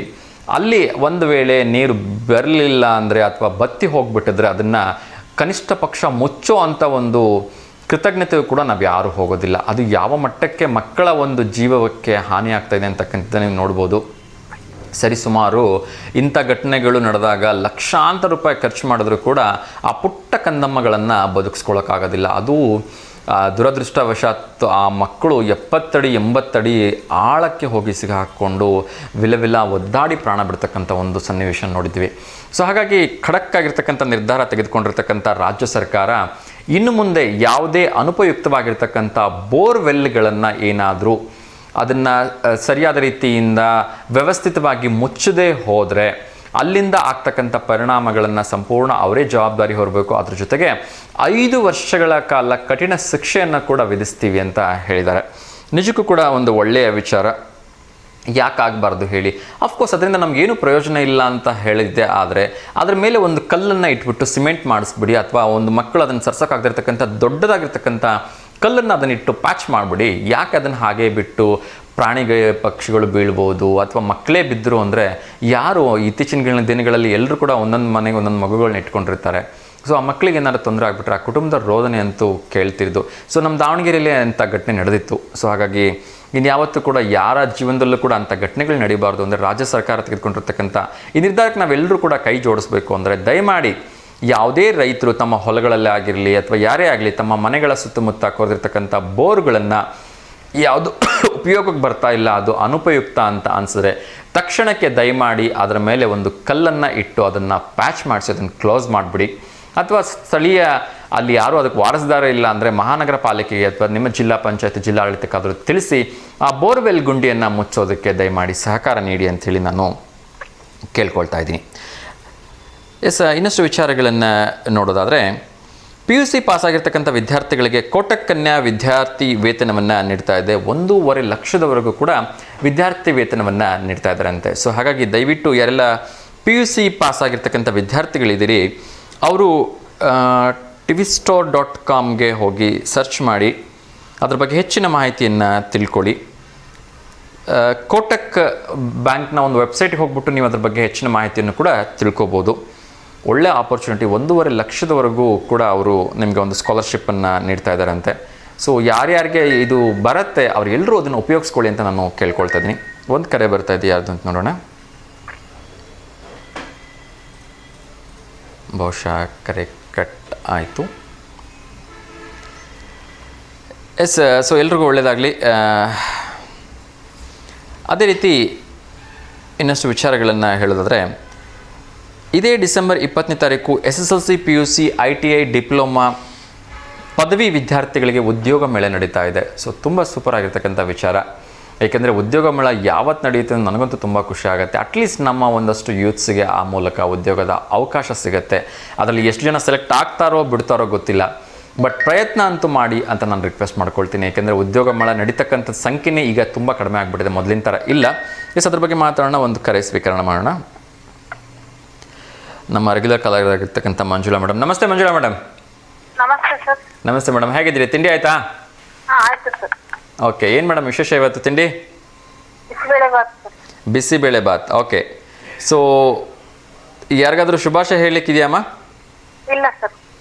ಓಕೆ, ಸೊ ಇವತ್ತು ದಿನ ವಿಶೇಷವನ್ನು ಹೇಳೋದಾದರೆ ಇವತ್ತು ಮೊದಲನೇದಾಗಿ ಸಂಕಷ್ಟಹರ ಚತುರ್ಥಿ ಇದೆ. ಹಾಂ ಸರ್. ಸೊ ಏನು ಹೇಳಕ್ಕೆ ಇಷ್ಟಪಡ್ತೀರಿ? ಸರ್ ಘಂಟಸಾಲ ಏನೇನ್ರಿ? ಏನು ವಿಶೇಷ ಸರ್? ಅಕೃತ ಸಂಕಷ್ಟಹರ ಚತುರ್ಥಿ, ಗಣಪತಿಯ ಒಂದು ಸಂಕಷ್ಟಹರ ಚತುರ್ಥಿ. ಸಂಕಷ್ಟಹರ ಚತುರ್ಥಿನ ಹೌದು ಹೌದು. ತುಂಬಾ ಜನ ಮಾಡ್ತಾರೆ ಸರ್ ಸಂಕಷ್ಟನ. ಗಣೇಶನ ವಿಶೇಷ ಕೃಪೆ ದೊರಕಬೇಕು ಅಂತಂದ್ರೆ ಹೌದು, ಅದರಲ್ಲಿ ಅಂಗಾರಕ ಸಂಕಷ್ಟಿ ಬಂದ್ರೆ ಮಾಡಿದ್ರೆ ಒಳ್ಳೇದು ಅಂತ ಅಂತಾರೆ. ಆದ್ರೆ ಸಂಕಷ್ಟಹರ ಮಾಡಿದ್ರೆ ಒಳ್ಳೇದು ಅದು. ಮತ್ತೆ ಉಪವಾಸ ಮಾಡ್ಬೇಕು. ಉಪವಾಸ ಅಂತಂದ್ರೆ ಆದಷ್ಟು ಸ್ವಲ್ಪ ಲಿಕ್ವಿಡ್ ಏನಾದ್ರು ತಗೊಂಡು ಊಟ ತಿಂಡಿ ಏನು ಮಾಡ್ಲಿಲ್ದಂಗ ಉಪವಾಸ ಮಾಡಿದಂಗೆ ಸರ್ ಅದು. ಮತ್ತೇನಾದ್ರು ತಿಂದು ಉಂಡು ಮತ್ತೆ ಉಪವಾಸ ಮಾಡಿದ್ರೆ ಉಪವಾಸ ಅಂತ ಅನ್ಸ್ಕೊಳಲ್ಲ ಅದು. ಆದ್ರೆ ಗಣೇಶನ ವಿಶೇಷ ಕೃಪೆ ಅಂತೂ ಸಿಗುತ್ತೆ ಸರ್ ಸಂಕಷ್ಟಹರ ಮಾಡೋದ್ರಿಂದ. ಹೌದು ಹೌದು. ಸೊ ಎಲ್ರಿಗೂ ಕೂಡ ಅಂತ ಒಂದು ಅವಕಾಶ ಸಿಗಲಿ ಅಂತ ಹೇಳ್ತೀನಿ. ಸೊ ಇನ್ನೊಂದು ವಿಶೇಷವಾಗಿ ನಿನ್ನೆ ಒಂದು ದೇಶ ಒಂದು ಚುನಾವಣೆ ಅಂತಕ್ಕಂಥ ಬಿಲ್ಲು ಸಂಸತ್ನಲ್ಲಿ ಪಾಸ್ ಆಗಿದೆ. ಸೊ ಅದ್ರ ಬಗ್ಗೆ ಏನು ಹೇಳಕ್ಕೆ ಇಷ್ಟಪಡ್ತೀರಿ ಮೇಡಮ್? ಅಂದ್ರೆ ಅದೇನ್ ಸರ್ ಕಾನ್ಸೆಪ್ಟ್ ಅರ್ಥ ಆಗ್ಲಿಲ್ಲ. ಅದೇನು ಅಂದರೆ, ಸೊ ತಾಲೂಕು ಪಂಚಾಯತಿ ಏನು ನಿಮ್ಮ ಹಳ್ಳಿಗಳಲ್ಲಿ ತಾಲೂಕ್ ಪಂಚಾಯತಿ ಇರುತ್ತಲ್ವಾ, ಸೊ ಅಲ್ಲಿಂದ ಹಿಡಿದು ತಾಲೂಕ್ ಪಂಚಾಯತಿ, ಗ್ರಾಮ ಪಂಚಾಯತಿ, ನಮ್ಮ ಮಹಾನಗರ ಪಾಲಿಕೆ ಆಗಿರ್ಬೋದು, ವಿಧಾನಸಭೆ, ಲೋಕಸಭೆ, ರಾಜ್ಯಸಭೆ ಎಲ್ಲ ಕೂಡ ಒನ್ಸ್ ಫಾರ್ ಆಲ್ ಒಂದೇ ಒಂದು ಚುನಾವಣೆ, ಎಲ್ಲದಕ್ಕೂ ಸೇರಿ ಒಂದೇ ಸಲ ಎಲೆಕ್ಷನ್. ಸೊ ವೋಟ್ ಹಾಕ್ತಕ್ಕಂಥವ್ರು ಸರಿಸುಮಾರು 5-6 ವೋಟ್ಗಳನ್ನ ಒಟ್ಟಿಗೆ ಹಾಕೋಗ್ಬಿಟ್ರೆ ಮುಗಿದೋಯ್ತು. 5 ವರ್ಷಕ್ಕೊಂದ್ಸರಿ ಮತ್ತೆ ಯಾವ ಚುನಾವಣೆನೂ ಬರೋದಿಲ್ಲ. ಗೊತ್ತಿಲ್ಲ, ಕನ್ಫ್ಯೂಷನ್ ಆಗ್ಬೋದು ಯಾವ ಕ್ಯಾಂಡಿಡೇಟ್ ಯಾವ್ದಕ್ಕೆ ಅಂತಂದು ಆಗುತ್ತೆ. ಓಕೆ, ಬಟ್ ಏನು ಅಂದ್ರೆ ಲಕ್ಷಾಂತರ ಕೋಟಿ ರೂಪಾಯಿ ಸೇವ್ ಆಗತ್ತೆ. ಅಂದ್ರೆ ಅದು ನ್ಯಾಷನಲ್ ವೇಸ್ಟ್ ಆಗೋದು ಕಡಿಮೆ ಆಗುತ್ತೆ. ಹೌದು. ಸೊ ಈಗ ಎಂತ ಪರಿಸ್ಥಿತಿ ಬಂದಿದೆ ಅಂದ್ರೆ ಪ್ರತಿ 6 ತಿಂಗಳಿಗೊಮ್ಮೆ ಯಾವ್ದಾದ್ರು ಒಂದು ಚುನಾವಣೆ ಬರುತ್ತೆ. ಪ್ರತಿ 6 ತಿಂಗಳಿಗೊಮ್ಮೆ ಸಾವಿರಾರು ಕೋಟಿ ರೂಪಾಯಿ ದಂಡ ಆಗ್ತಾ ಇದೆ. ಅದು ಯಾವ್ದು ನಿಲ್ಲಿಸಬಹುದು ಸರ್ ಆ ತರ ಮಾಡಿದ್ರೆ. ಈಗ ಎಲ್ಲರೂ ನೆನ್ಪಿಟ್ಕೊಂಡಿರ್ತಾರೆ ಸಾಮಾನ್ಯ ಕ್ಯಾಂಡಿಡೇಟ್ಗಳು ಯಾರು ಅಂತ ನೆನ್ಪಿಟ್ಕೊಂಡು ವೋಟ್ ಮಾಡಿದ್ರೆ ಅದು ನ್ಯಾಷನಲ್ ವೇಸ್ಟ್ ಆಗೋದನ್ನ ನಾವಷ್ಟು ತಪ್ಪು ಹಣ ಪೋಲಾಗೋದನ್ನ ತಪ್ಪಬಹುದು ಸರ್ ಸರ್ಕಾರದ ಹಣ. ಹೌದು ಹೌದು. ಸೊ ಒಂದು ಮಾಹಿತಿ ಪ್ರಕಾರ ಈ ಏನು BPL ಕಾರ್ಡ್ ಹೊಂದಿರ್ತಾರಲ್ವಾ, ಬಡತನ ರೇಖೆಗಿಂತ ಕೆಳಗಡೆ ಇರ್ತಕ್ಕಂಥವ್ರಿಗೆ ಎಲ್ಲಾ ಕಾಯಿಲೆಗಳಿಗೂ ಸಂಪೂರ್ಣವಾಗಿ ಉಚಿತವಾಗಿ ಆರೋಗ್ಯ ಇದನ್ನ ನೀಡ್ಬಿಡ್ಬೋದಂತೆ. ಅಷ್ಟು ಹಣ ವೇಸ್ಟ್ ಆಗ್ತಾ ಇದೆ ಅಂತೆ ನಮ್ಮ ಚುನಾವಣೆಗೋಸ್ಕರ. ಎಲ್ಲ ವರ್ಗದವ್ರಿಗೆ ಬೇಕಾಗಿಲ್ಲ, ಯಾರ ಹತ್ರ BPL ಕಾರ್ಡ್ ಇಲ್ಲ ಅವರೆಲ್ಲರೂ ಕೂಡ ಒಂದು ಲೆವೆಲ್ಗೆ ಇದ್ದು ಬಿಡ್ತಾರೆ. ಆದ್ರೆ BPL ಕಾರ್ಡ್ ಅಂದ್ರೆ ಇವತ್ತು ದಿವಸಕ್ಕೆ 100 ರೂಪಾಯಿ 150 ರೂಪಾಯಿ ದುಡಿತಿರ್ತಕ್ಕಂಥ ಎಲ್ಲರೂ ಕೂಡ ಒಂದು ಹಾಸ್ಪಿಟ್ಲಿಗೆ ಹೋಗ್ಬೇಕು ಅಂದ್ರೆ ಒಂದು ಡಾಕ್ಟರ್ ಫೀಸ್ 50 ರೂಪಾಯಿ ಕೊಡಬೇಕು, ಟ್ಯಾಬ್ಲೆಟ್ಸ್ಗೆ ಅದು ಇದು 200-300 ರೂಪಾಯಿ ಒಂದು ದುಡಿದಿರೋದು 2 ದಿವಸದ 3 ದಿವಸದ ಬೇಕಾಗತ್ತೆ. ಸೊ ಅಂತ ಎಲ್ಲ ಲಕ್ಷಾಂತರ ಕುಟುಂಬಗಳೇನಿದಾವೆ ನಮ್ಮ ಭಾರತದಲ್ಲಿ, ಆ ಎಲ್ಲ ಲಕ್ಷಾಂತರ ಕುಟುಂಬಗಳಿಗೆ ಉಚಿತವಾಗಿ ಆರೋಗ್ಯವನ್ನು ನೀಡಲಿಕ್ಕೆ ಸಾಧ್ಯವಾಗತ್ತಂತ ಈ ಎಲೆಕ್ಷನ್ ಒಂದ್ಸರಿ ನಡೆದ್ರೆ. ಹಂಗೆ ಒಳ್ಳೆ ಕೆಲಸಗಳಿಗೆ ಉಪಯೋಗಿಸ್ತಾರೆ. ಹೌದು, ಆ ರೀತಿ ಮಾಡಿದ್ರೆ ಒಳ್ಳೇದಾಗುತ್ತೆ. ಎಸ್. ಸೊ ಆ ನಿಟ್ಟಿನಲ್ಲಿ ಎಲ್ಲರೂ ಕೂಡ ಅದನ್ನ ಈಗ ಒಕ್ಕೊರ್ಲಿಂದ ಸಹಮತ ವ್ಯಕ್ತಪಡಿಸ್ತಿದ್ದಾರೆ. ಕಾದ್ ನೋಡಬೇಕು ಯಾವ ರೀತಿಯ ಒಂದು. ಹೌದು ಹೌದು. ಎಸ್. ಸೊ ಮತ್ತೆ ಯಾರಾದ್ರೂ ಶುಭಾಶಯ ಹೇಳಲಿಕ್ಕೆ ಇಷ್ಟಪಡ್ತೀರಿ ಮೇಡಮ್? ಇಲ್ಲ. ಓಕೆ. ಸೊ ಇವತ್ತಿನ ವಿಶೇಷವಾಗಿ ಯಾವ್ದಾದ್ರು ಒಂದು ರೆಸಿಪಿ ಹೇಳ್ಕೊಡ್ತೀರಾ ನಮ್ಮ ವೀಕ್ಷಕರಿಗೆ? ಓಕೆ. ಸೊ ಯಾವ್ದಾದ್ರು ಹಾಡು ಹೇಳ್ಬೋದಾ ಗಣಪತಿ ಮೇಲೆ? ಹಾ, ಪ್ರಶ್ನೆ ಇದೆ. ನಾನು ಇದನ್ನ ಕಳೆದ ಬಾರಿ ಕೂಡ ಕೇಳಿದ್ದೆ. ಸೊ ಎಲ್ರಿಗೂ ಒಂದು ರೀಕಾಲ್ ಆಗಲಿ ಅನ್ನೋ ಕಾರಣಕ್ಕೆ ಕೇಳ್ತಾ ಇದ್ದೀನಿ. ಭಾರತವನ್ನು ಉತ್ತರ ಭಾರತ ಮತ್ತು ದಕ್ಷಿಣ ಭಾರತ ಎಂದು ವಿಂಗಡಿಸುವ ನದಿ ಯಾವುದು ಅಂತ ಹೇಳಿ. ನರ್ಮದಾ ನದಿ. Yes, Narmada nadi is the right answer. Yes, thank you so much madam. So ಏನು ಹೇಳಕ್ಕೆ ಇಷ್ಟಪಡ್ತೀರಿ ಇವತ್ತು? ಯಾವ್ದಾದ್ರು ಹಾಡು ಹೇಳ್ತೀರಾ ಗಣಪತಿ ಮೇಲೆ? ಓಕೆ. ವಿದ್ಯಾದಿ ಗಣಪತಿ ನೀನಯ್ಯ, ವಿದ್ಯಾದಿ ದೇವತ ನೀನಯ್ಯ, ಗಣಪಯ್ಯ ನೀನು ವಿದ್ಯಾದಿ ದೇವತೆ ನೀನಯ್ಯ. ಪ್ರಣವ ಸ್ವರೂಪಿ ಪುರುಷೋತ್ತಮವೇ ಪ್ರಚಂಡ ತಾಂಡವ ನಾಟ್ಯಾಲೋಲನೆ ಪ್ರಹರ್ಷದಾತಕ ವಿನಯ ಚಿತ್ತನೆ ವಿದ್ಯಾದಿ ದೇವತೆ ನೀನಯ್ಯ. ಕಡಲೆ ಬೆಲ್ಲವ ತಂಬರ್ಪಿಸುವೆ ಕಡುಬು ಪಾಯಸ ಎಡೆಯ ನಿಕ್ಕುವೆ ಬೇಡಿಕೆ ಸಲ್ಲಿಸೋ ಒಡನೆಯ ಸಿಂಧು ವಿದ್ಯಾದಿ ದೇವತೆ ನೀನಯ್ಯ. ಗಣಪಯ್ಯ ನೀನು ವಿದ್ಯಾದಿ ದೇವತೆ ನೀನಯ್ಯ. Thank you so much madam. ಒಂದು ಒಳ್ಳೆಯ ಗೀತೆಯೊಂದಿಗೆ ಗಣಪನನ್ನು ಆರಾಧಿಸೋಕ್ಕಂಥ ಕೆಲಸ ಮಾಡಿದ್ರಿ. ಸೊ ಒಳ್ಳೇದಾಗಲಿ ಮೇಡಮ್, ಹೀಗೆ ಕರೆ ಮಾಡ್ತಾ ಇರಿ. And thank you so much for your calling ma'am. Okay, ನಮಸ್ತೆ. ಎಸ್ ವೀಕ್ಷಕರ, ಇನ್ನಷ್ಟು ವಿಚಾರಗಳನ್ನು ತಿಳಿಸೋ ಒಂದು ಪ್ರಯತ್ನವನ್ನು ಮಾಡ್ತಿದ್ದೀನಿ. SBIಯಿಂದ ಒಂದು ಹುದ್ದೆಗೆ ಆಹ್ವಾನವನ್ನು ಮಾಡಿದ್ದಾರೆ. ಸ್ಟೇಟ್ ಬ್ಯಾಂಕ್ ಆಫ್ ಇಂಡಿಯಾ 13,735 ಹುದ್ದೆಗಳಿಗೆ, ಅದರಲ್ಲೂ ಕೂಡ ಕ್ಲರ್ಕ್ ಹುದ್ದೆಗಳಿಗೆ ಅಧಿಸೂಚನೆಯನ್ನು ಪ್ರಕಟಗೊಳಿಸಿದ್ದಾರೆ.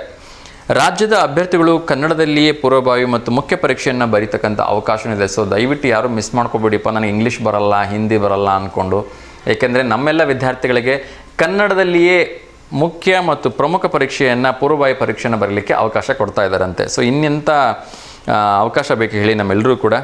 ಮುಂದಿನ ವರ್ಷದ ಫೆಬ್ರವರಿ ಅಥವಾ ಮಾರ್ಚ್ನಲ್ಲಿ ಇದಕ್ಕೆ ಪೂರ್ವಭಾವಿ ಮತ್ತು ಮುಖ್ಯ ಪರೀಕ್ಷೆ ನಡೆಸ್ತಾರಂತೆ. ಸೊ ದಯಮಾಡಿ ಎಲ್ಲರೂ ಕೂಡ, ಯಾರೆಲ್ಲ ಪದವೀಧರರಿದ್ದೀರಿ, ಅದೇ ರೀತಿ ಇದಕ್ಕೆ ತತ್ಸಂಬಂಧ ವಿದ್ಯಾರ್ಥಿ ಹೊಂದಿರಿದ್ದೀರಿ, ಅದನ್ನು ಉಪಯೋಗಿಸ್ಕೊಳ್ಳಿ ಅಂತ ನಾನು ಕೇಳ್ಕೊಳ್ತಾ ಇದ್ದೀನಿ. ಸ್ಟೇಟ್ ಬ್ಯಾಂಕ್ ಆಫ್ ಇಂಡಿಯಾದ ಕ್ಲರಿಕಲ್ ಕೆರಿಯರ್ನ ಜೂನಿಯರ್ ಅಸಿಸ್ಟೆಂಟ್ ಹುದ್ದೆಗಳಿಗೂ ಕೂಡ ನೇಮಕವನ್ನು ಮಾಡ್ತಾ ಇದ್ದಾರೆ. ಮಂಗಳವಾರದಿಂದನೇ ಆನ್ಲೈನಲ್ಲಿ ಅರ್ಜಿ ಸಲ್ಲಿಸ್ಬೋದಂತೆ. ನೀವೆಲ್ಲರೂ ಜನವರಿ 7ನೇ ತಾರೀಕು ಅರ್ಜಿ ಸಲ್ಲಿಸಲಿಕ್ಕೆ ಕೊನೆಯ ದಿನಾಂಕ ಅಂತ ಹೇಳಲಾಗಿದೆ. ಒಟ್ಟು 13,735 ಹುದ್ದೆಗಳಿದೆ. ಇದರಲ್ಲಿ ಕರ್ನಾಟಕದಲ್ಲಿ 203, ಬ್ಯಾಕ್ಲಾಗ್ ಹುದ್ದೆಗಳು ಸೇರಿದಂತೆ ಒಟ್ಟು 253 ಹುದ್ದೆಗಳು ಕರ್ನಾಟಕದಲ್ಲಿ ಇದೆ ಅಂತೆ. ಸೊ ದಯವಿಟ್ಟು ಎಲ್ಲಿದ್ದರೂ ಕೂಡ SBI is one of the best bank to work. ಎಲ್ಲ ಗೌರ್ಮೆಂಟ್ ಹಾಲಿಡೇಗಳು ಇರುತ್ತೆ ನಿಮಗೆ. ಆಮೇಲೆ ಎಲ್ಲ ಅಫಿಷಿಯಲ್ ಟೈಮ್ ಬೆಳಗ್ಗೆ 10 ಗಂಟೆಯಿಂದ ಸಾಯಂಕಾಲ 5 ಗಂಟೆ ಹೊಡೆದು ಮನೆಗೆ ಬಂದುಬಿಡ್ಬೋದು. ಸೊ ಒಳ್ಳೆ ಆಪರ್ಚುನಿಟಿ, ಮಿಸ್ ಮಾಡ್ಕೋಬೇಡಿ. ದಯವಿಟ್ಟು ಅಪ್ಲಿಕೇಶನ್ಸನ್ನು ಹಾಕಿ. ಬ್ಯಾಂಕ್ನಲ್ಲಿ ಕೆಲಸ ಸಿಗೋದಕ್ಕೂ ಕೂಡ ಪುಣ್ಯ ಮಾಡಿರಬೇಕು ಅಂತ ಹೇಳ್ತಾರೆ. ಎಸ್, ಅದೇ ರೀತಿ ಜಿಲ್ಲಾ ಕ್ರೀಡಾ ಅಂಗಣದಲ್ಲಿರುವ ಯುವ ಸಬಲೀಕರಣ ಮತ್ತು ಕ್ರೀಡಾ ಇಲಾಖೆ ಸಹಾಯಕ ನಿರ್ದೇಶಕರ ಕಚೇರಿಯಲ್ಲಿ ಡಿಸೆಂಬರ್ 22ನೇ ತಾರೀಕು ಯುವ ಜನರನ್ನು ಸಶಕ್ತಗೊಳಿಸುವ ನಿಟ್ಟಿನಲ್ಲಿ ಪೋಷಕರಿಗೆ ವಿಶೇಷವಾಗಿರ್ತಕ್ಕಂಥ ಕಾರ್ಯಾಗಾರವನ್ನು ಹಮ್ಮಿಕೊಂಡಿದ್ದಾರೆ.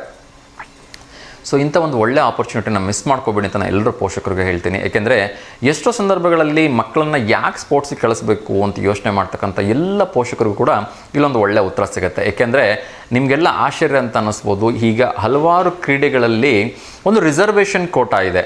ಸೊ ಎಷ್ಟೋ ಸಂದರ್ಭಗಳಲ್ಲಿ ನಾನು ಮೊನ್ನೆನೂ ಕೂಡ ಅನೌನ್ಸ್ ಮಾಡ್ತಾ ಇದ್ದೆ, ನಿಮ್ಮ ಮಕ್ಕಳು ರಾಜ್ಯ ಮಟ್ಟಕ್ಕೆ, ರಾಷ್ಟ್ರ ಮಟ್ಟಕ್ಕೆ ಆಯ್ಕೆ ಆಗಿ ಅಲ್ಲಿ ಒಂದು ಒಳ್ಳೆ ಪರ್ಫಾರ್ಮೆನ್ಸನ್ನು ನೀಡಿದ್ರೆ ನೀವು ಕಟ್ಟಿರ್ತಕ್ಕಂಥ ಶಾಲಾ ಕಾಲೇಜು ಫೀಸ್ಗಳನ್ನು ಕೂಡ ವಾಪಸ್ ಕೊಡ್ತಾರೆ. ಅದ್ರ ಜೊತೆಗೆ ಅವರು ಬರ್ತಕ್ಕಂಥ ಖರ್ಚುಗಳನ್ನು ಕೊಡ್ತಾರೆ. ಆ ಸ್ಪೋರ್ಟ್ಸ್ಗೆ ಅವರಿಗೆಲ್ಲ ಬೇಕಾಗಿರ್ತಕ್ಕಂಥ ಶೂಸ್ ಆಗಿರ್ಬೋದು, ಟ್ರ್ಯಾಕ್ ಶೂಟ್ಸ್ಗಳಾಗಿರ್ಬೋದು, ಅದನ್ನು ಕೊಡೋದ್ರ ಜೊತೆಗೆ ಒಳ್ಳೆಯ ಹುದ್ದೆನೂ ಸಿಗುತ್ತೆ. ಅವರೇನಾದ್ರು ನ್ಯಾಷನಲ್ಸಿಗೆ, ಅಥ್ಲೆಟಿಕ್ಸಿಗೆ ಏನಾದ್ರು ಸೆಲೆಕ್ಟ್ ಆದರು ಅಂದರೆ ಒಳ್ಳೊಳ್ಳೆ ಹುದ್ದೆಗಳು ಕೂಡ ಸಿಗುತ್ತೆ. ಸೊ ಕ್ರಿಕೆಟರ್ ಧೋನಿ ಗೊತ್ತಿರ್ಬೋದು ನಿಮಗೆ, ಅವರು ಕೂಡ ಇವತ್ತಿಗೂ ಆರ್ಮಿಯಲ್ಲಿ ಲೆಫ್ಟಿನೆಂಟ್ ಜನರಲ್ ಆಗಿ ಅವರು ಸೇವೆಯನ್ನು ಸಲ್ಲಿಸ್ತಾ ಇದ್ದಾರೆ. ಸೊ ಅವರು ರೈಲ್ವೆ ಟಿಕೆಟರ್ ಕೂಡ ಆಗಿ ಕೆಲಸ ಮಾಡಿದಂಥ, ಹೀಗೆ ಸಚಿನ್ ತೆಂಡೂಲ್ಕರ್ ರಾಜ್ಯಸಭಾ ಸದಸ್ಯರಾಗಿರ್ತಕ್ಕಂಥವ್ರು ಎಷ್ಟು ಜನಕ್ಕೆ ಎಷ್ಟು ಥರದ ಹುದ್ದೆಗಳನ್ನು ಇದು ಕೊಟ್ಟಿದೆ. ಮೊನ್ನೆ ತಾನೇ ನಮ್ಮ ಒಬ್ಬ ತಮಿಳ್ನಾಡಿನ ಕ್ರಿಕೆಟರ್ಗೆ ಒಬ್ಬ SP ಹುದ್ದೆ ಒಂದು ಅನೌನ್ಸ್ ಆಯಿತು. ಹೀಗೆ ಹಲವಾರು ಹುದ್ದೆಗಳನ್ನು ನೀಡಲಾಗುತ್ತೆ. ಸೊ ಹಾಗಾಗಿ ದಯವಿಟ್ಟು ಇಂಥ ಆಪರ್ಚುನಿಟಿ ಮಿಸ್ ಮಾಡ್ಕೋಬೇಡಿ. ಈ ಥರ ಒಂದು ಕಾರ್ಯಾಗಾರಕ್ಕೆ ಹೋದರೆ ಈ ಕ್ರೀಡೆಯಿಂದ ನಮ್ಮ ಮಕ್ಕಳ ಭವಿಷ್ಯ ಹೇಗಿರುತ್ತೆ ಅಂತಕ್ಕಂಥದ್ದು ನಿಮಗೆ ಗೊತ್ತಾಗತ್ತೆ. ಸೊ ಹಾಗಾಗಿ ಈ ಒಂದು ಕಾರ್ಯಾಗಾರಕ್ಕೆ ಎಲ್ಲರೂ ಹೋಗಿ ಅದನ್ನು ಯಶಸ್ವಿಗೊಳಿಸಿ ಅಂಥೇಳಿ ನಾನು ಕೇಳ್ಕೊಳ್ತಾ ಇದ್ದೀನಿ. ಇನ್ನೊಂದು ಕರೆ ಬರ್ತಾ ಇದೆ. ನಮ್ಮ ರೆಗ್ಯುಲರ್ ಕಾಲರ್ ಆಗಿರ್ತಕ್ಕಂಥ ವಿನಯ್ ಅವರು. ನಮಸ್ತೆ ವಿನಯ್ ಸರ್. ಆರಾಮಿದ್ದೀರಾ ಸರ್? ಎಸ್ ಸರ್, ಚೆನ್ನಾಗಿದ್ದೀನಿ. ನೀವು ಹೇಗಿದ್ದೀರಿ ಸರ್? Super sir. ತಿಂಡಿ ಆಯ್ತಾ ವಿನಯ್ ಸರ್? ಇಲ್ಲ ಸರ್, ಈಗ ಬಿಸಿಬೇಳೆ ಬಾತ್ ನೋಡ್ಬೇಕು ಸರ್. ಪ್ರೋಗ್ರಾಮ್ ಊಟ ಮಾಡ್ತೀವಿ ಸರ್. ತಿಂಡಿ ಸರ್. ಆಗಲಿ ಸರ್, ಥ್ಯಾಂಕ್ ಯು. ಯಾರಿಗಾದ್ರೂ ಶುಭಾಶಯ ಹೇಳಬೇಕಾ ಸರ್? ಇಲ್ಲ ಸರ್. ಓಕೆ, ಸೊ ನೇರವಾಗಿ ಪ್ರಶ್ನೆ ಕೇಳಿದ್ರೆ ಉತ್ತರ ಹೇಳ್ಬೋದಾಗಿದ್ರೆ? ದರ್ಶನ್ ಬಿಡುಗಡೆ ಆಗಲಿ ಸರ್, ಅದನ್ನೇ ಸರ್ ಇರೋದು. ಆಯ್ತಲ್ಲ ಸರ್ ಆಲ್ರೆಡಿ? ಮತ್ತೆ ಇನ್ನೂ ತೋರಿಸಿದ್ರೆ ಸರ್ ಅದು? ಅಲ್ಲ, ಜಾಮೀನು ಕೊಟ್ಟಿದ್ದಾರಂತಲ್ಲ? ಕೊಟ್ಟಿದ್ದಾರಾ? ಹೌದು, ಕೊಟ್ಟಿದ್ದಾರಂತೆ. ಓಕೆ ಸರ್, ಪ್ರಶ್ನೆ, ವಿಶ್ವದಲ್ಲಿಯೇ ಅತಿ ಹೆಚ್ಚು ಟೀ ಉತ್ಪಾದಿಸುವ ದೇಶ ಯಾವುದು sir? Option sir? Options Brazil, Japan, China, Bharat. Question ಅರ್ಥ ಆಗಲಿಲ್ಲ ಸರ್, ಹೆಸರು ಹೇಳ್ರಿ. ವಿಶ್ವದಲ್ಲಿ ಅತಿ ಹೆಚ್ಚು ಟೀ ಅಂದ್ರೆ ನಾವು ಟೀ ಕುಡಿತೀವಲ್ಲ, ಟೀ ಪುಡಿ, yes, ಟೀ yes. ಪುಡಿ ಉತ್ಪಾದಿಸುವ ದೇಶ ಯಾವುದು ಅಂತ. China sir. ಚೀನಾನಾ? ಏನ್ ಸರ್ ಗೂಗಲ್ ಮಾಡ್ಬಿಟ್ರಾ? ಇಲ್ಲ ಸರ್, ಓದಿದ್ದೇನ್ಪು ಸರ್, ಯಪ್ಪ, ಇದನ್ನು ಓದಿದ್ರಾ? ಓ okay okay okay. Yes sir, right answer China sir. Yes sir. Thank you so much sir, thanks for calling. Thank you so much, sir. Thank you. ಇನ್ನೊಂದು ಪ್ರಶ್ನೆ ಕೇಳಿಬಿಡ್ತೀನಿ, ಹೇಳ್ಬಿಡಿ ಸರ್ ಆಗಿದ್ರೆ. ಹೇಳಿ ಸರ್. ಓಕೆ, ಟ್ರಾಫಿಕ್ ಸಿಗ್ನಲ್ಗಳೇ ಇಲ್ಲದಿರ್ತಕ್ಕಂಥ ದೇಶ ಯಾವುದು ಸರ್? ನೇಪಾಳ್. ನೇಪಾಳ? ಇಲ್ಲಿ ನಮ್ದ್ರಲ್ಲಿ ಆಪ್ಷನಲ್ಲಿ ನೇಪಾಳ ಇಲ್ಲೇ ಇಲ್ಲ. ಹೇಳಿ ಸರ್, ಆಪ್ಷನ್ ಹೇಳಿ. ಭೂತಾನ್, ಹಾ ದುಬೈ, ಹಾ ಜಪಾನ್, ಹಾ ಜರ್ಮನಿ. Option B. ದುಬೈನಾ? Dubai is the wrong answer sir. Okay, ಇನ್ನೊಂದು ಆಪ್ಷನ್ಸ್ ಕೊಡ್ತೀನಿ, ಚೂಸ್ ಮಾಡ್ಬೋದಾ? ಓಕೆ ಸರ್, ಹೇಳಿ. ಭೂತಾನ್, ಹಾ ದುಬೈ ಈಗ ಆಲ್ರೆಡಿ ಹೇಳಿದ್ರಿ, Japan, Germany. Sir Japan sir. ಜಪಾನಾ? ಪಕ್ಕಾ ಸರ್, ಪಕ್ಕಾ ಸರ್. ಓಕೆ, ನಾನಂತದಲ್ಲಿ ಆನ್ಸರ್ ಹೇಳ್ತೀನಿ sir. Okay okay sir. Yes sir, yes sir, thank you so much sir, thank you. Thanks sir. Yes yes ವೀಕ್ಷಕರೇ, ಸೊ ಟ್ರಾಫಿಕ್ ಸಿಗ್ನಲ್ಗಳೇ ಇಲ್ಲದೆ ಇರತಕ್ಕಂಥ ದೇಶನ ಇದೆಯಾ ಅಂತ ಹೇಳಿದ್ರೆ ನಮ್ಗೆ ಆಶ್ಚರ್ಯ ಆಗುತ್ತೆ. ಎಸ್, ಒಂದು ದೇಶ ಇದೆ, ಆ ದೇಶಗಳಲ್ಲಿ ಟ್ರಾಫಿಕ್ ಸಿಗ್ನಲ್ಗಳೇ ಇಲ್ಲ. ಸೊ ಅಲ್ಲಿಯ ಜನ ಅದೆಷ್ಟರ ಮಟ್ಟಿಗೆ ಒಂದು ಮೆಚ್ಯೂರ್ಡ್ ಆಗಿ ಬಿಹೇವ್ ಮಾಡ್ತಾ ಇರ್ಬೋದು ಅಂತ ನಂಗೆ ಆಶ್ಚರ್ಯ ಆಗುತ್ತೆ. ಯಾಕೆಂದರೆ ಇಲ್ಲಿ ನಮ್ಮ ಒಂದು ಭಾರತದ ಬಿಟ್ಬಿಡಿ ಹೋಗಲಿ, ನಮ್ಮ ದಾವಣಗೆರೆಯಲ್ಲೇ ಇರ್ತಕ್ಕಂಥ ಕೆಲವು ಸಿಗ್ನಲ್ಗಳಲ್ಲಿ ಇರ್ತಕ್ಕಂಥ 60 ಸೆಕೆಂಡನ್ನು ವೆಯ್ಟ್ ಮಾಡ್ತಕ್ಕಂಥ ಪೇಷನ್ಸ್ ಯಾರಿಗೂ ಇಲ್ಲ. ಆ 60 ಸೆಕೆಂಡಲ್ಲಿ ಹೋಗ್ಬಿಟ್ಟು ಅದು ಏನು ಮಹತ್ತರವಾಗಿರ್ತಕ್ಕಂಥ ಕೆಲಸ ಮಾಡ್ತಾರೋ ನನಗಂತೂ ಅರ್ಥ ಆಗಲ್ಲ. ಅದರಲ್ಲೂ ಇನ್ನೂ ವಿಪರ್ಯಾಸ ಅಂದರೆ ಮೊಬೈಲಲ್ಲಿ ಮಾತಾಡ್ಕೊಂಡೇ ಹೋಗ್ತಾರೆ. ಅದೇನು ಅಷ್ಟೊಂದು ಇಂಪಾರ್ಟೆಂಟ್ ಇರುತ್ತೆ? ಬಹುಶಃ ಮಿನಿಸ್ಟ್ರುಗಳಿಗೆ ಇರ್ತಕ್ಕಂಥ ಕೆಲಸನೂ ಕೂಡ ಅಷ್ಟು ಬ್ಯುಸಿ ಇರಲ್ವೇನೋ, ಆದರೆ ನಮ್ಮ ವಾಹನ ಸವಾರರು ಅಷ್ಟು ಬ್ಯುಸಿ ಇರ್ತಾರೆ. ಎಸ್, ಇನ್ನೊಂದು ಕರೆ ಬರ್ತಾ ಇದೆ, ಮಾತಾಡೋಣ. ನಮಸ್ತೆ ದಾವಣಗೆರೆ. ನಮಸ್ತೆ. ನಮಸ್ತೆ ಅಮ್ಮ, ಹೇಳಿ ತಮ್ಮ ಹೆಸರು? ನನ್ನ ಹೆಸರು ಪೂರ್ಣಿಮಾ ಅಂತ ಸರ್. ಪೂರ್ಣಿಮಾ ಮೇಡಮ್, ಹೇಗಿದ್ದೀರಿ? ಚೆನ್ನಾಗಿದೆ ಸರ್, ತಾವು? ಹಾಂ ಮೇಡಮ್, ಚೆನ್ನಾಗಿದ್ದೀನಿ. ತುಂಬ ದಿವಸ ಆಯ್ತು, ಕಾಲ್ ಮಾಡಿರಲಿಲ್ಲ. ಹೌದು ಸರ್, Okay. ನೋಡ್ತಾ ಇರ್ತೀನಿ, ಹಾ. ಬಟ್ ಕಾಲ್ ಮಾಡೋದು ಯಾವ್ದಾದ್ರು ಖಾಲಿ ಇರುತ್ತಲ್ಲ, ಆಮೇಲೆ ನೀವು ಹೇಳೋ ಇನ್ಫಾರ್ಮೇಶನ್ ಚೆನ್ನಾಗಿರುತ್ತೆ, ಅದನ್ನ ಕೇಳ್ತಾ ಟೈಮ್ ಹೋಗ್ಬಿಡುತ್ತೆ. Okay okay okay, thank you so much madam. Yes, so ಯಾರಿಗಾದ್ರೂ ಮೊದಲಿಗೆ ಶುಭಾಶಯ ಹೇಳಕ್ಕೆ ಇಷ್ಟಪಡ್ತೀರಿ ಮೇಡಮ್? ಇಲ್ಲ ಸರ್, ಅದ ಕ್ವಶನ್ ಭೂತಾನ್ ಅಂತ ಅನ್ಸುತ್ತೆ, ಈಗ ಕೇಳಿತ್ತಲ್ಲ, ಹಾಂ ಹಾಂ, ಅದ್ರ ಆನ್ಸರ್ ಭೂತಾನ್ ಅಂತ ಅನ್ಸುತ್ತೆ. ಶೋರಾ ಮೇಡಮ್? ಇಲ್ಲ ಸರ್, ಗೆಸ್, ಯಾಕಂತಂದ್ರೆ ಅದು ಚಿಕ್ಕ ದೇಶ, ಹೌದು. ಸೊ ಅದರಿಂದ ಅಲ್ಲಿ ಇರೋ ಟ್ರಾಫಿಕ್ ಇರ್ಲಿಕ್ಕಿಲ್ಲ ಅಂತ ನನ್ನ ಭಾವನೆ. Yes yes, 100% right. Bhutan is the right answer madam.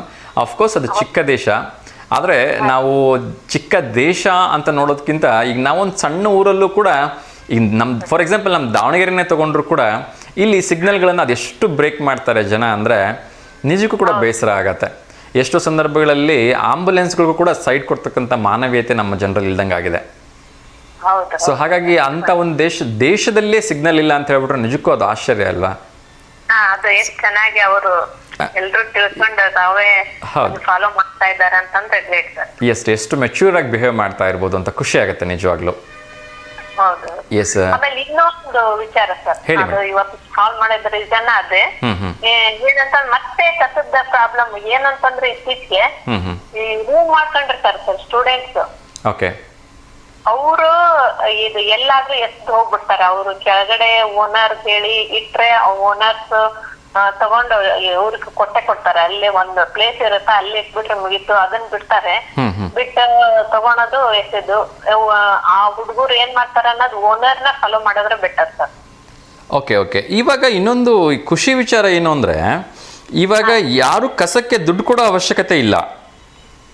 ಇಲ್ಲ ಸರ್, ದುಡ್ಡನ್ನು ಕೇಳ್ತಾ ಇದಾರೆ, ಆದ್ರೆ ಈಗ ಸ್ಟೂಡೆಂಟ್ಸ್ ಕೊಡ್ಲಿಲ್ಲ ಅಂದ್ರೆ ಓಕೆ ನಡೆಯುತ್ತೆ. ಇವರು ದುಡ್ಡು ಕೇಳ್ತಾ ಇರ್ತಾರೆ, ಕೊಡೋದಿಲ್ಲ ಅಂತ ಹೇಳಿದ್ರೆ ಆಯ್ತು.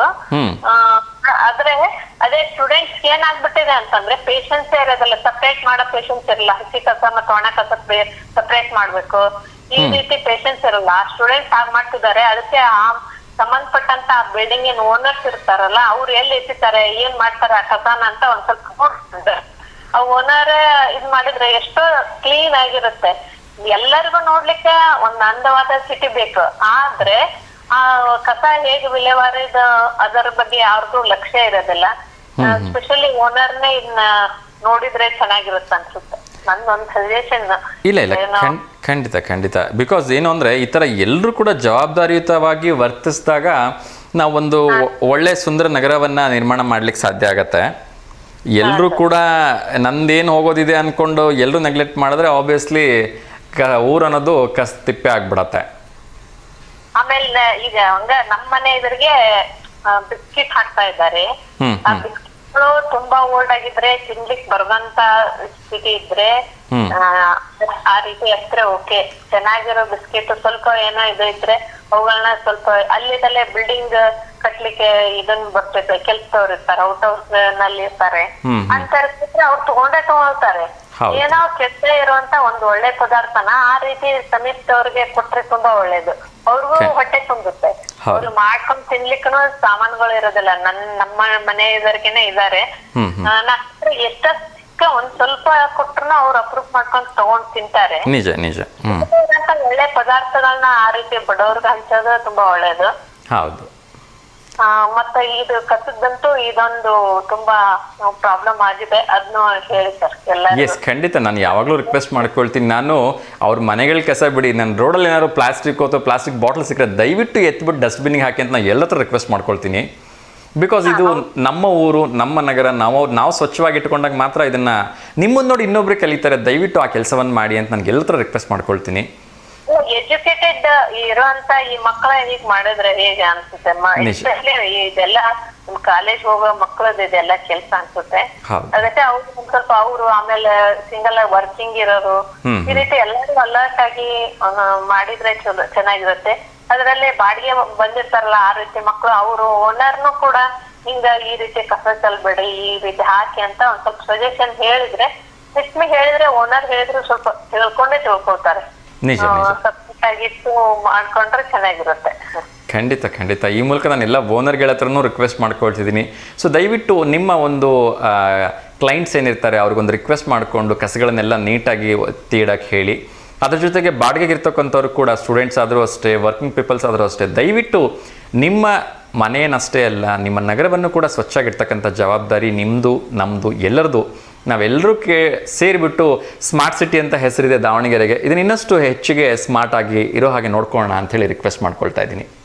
ಆಮೇಲೆ ವೆಜಿಟೇಬಲ್ಸ್ ಫ್ರೂಟ್ಸ್ ಈ ರೀತಿ ಕಸ ಇರೋಂಥದ್ದು ಯಾವ್ದಾದ್ರು ಆಕಳ ಯಾವ್ದಾದ್ರು ಹೆಣ್ಮಲ್ಸ್ ಗಳಿಗೆ ತಿಂದ್ರೆ ಅವುಗಳದ್ದು ಖುಷಿ ಇರುತ್ತೆ.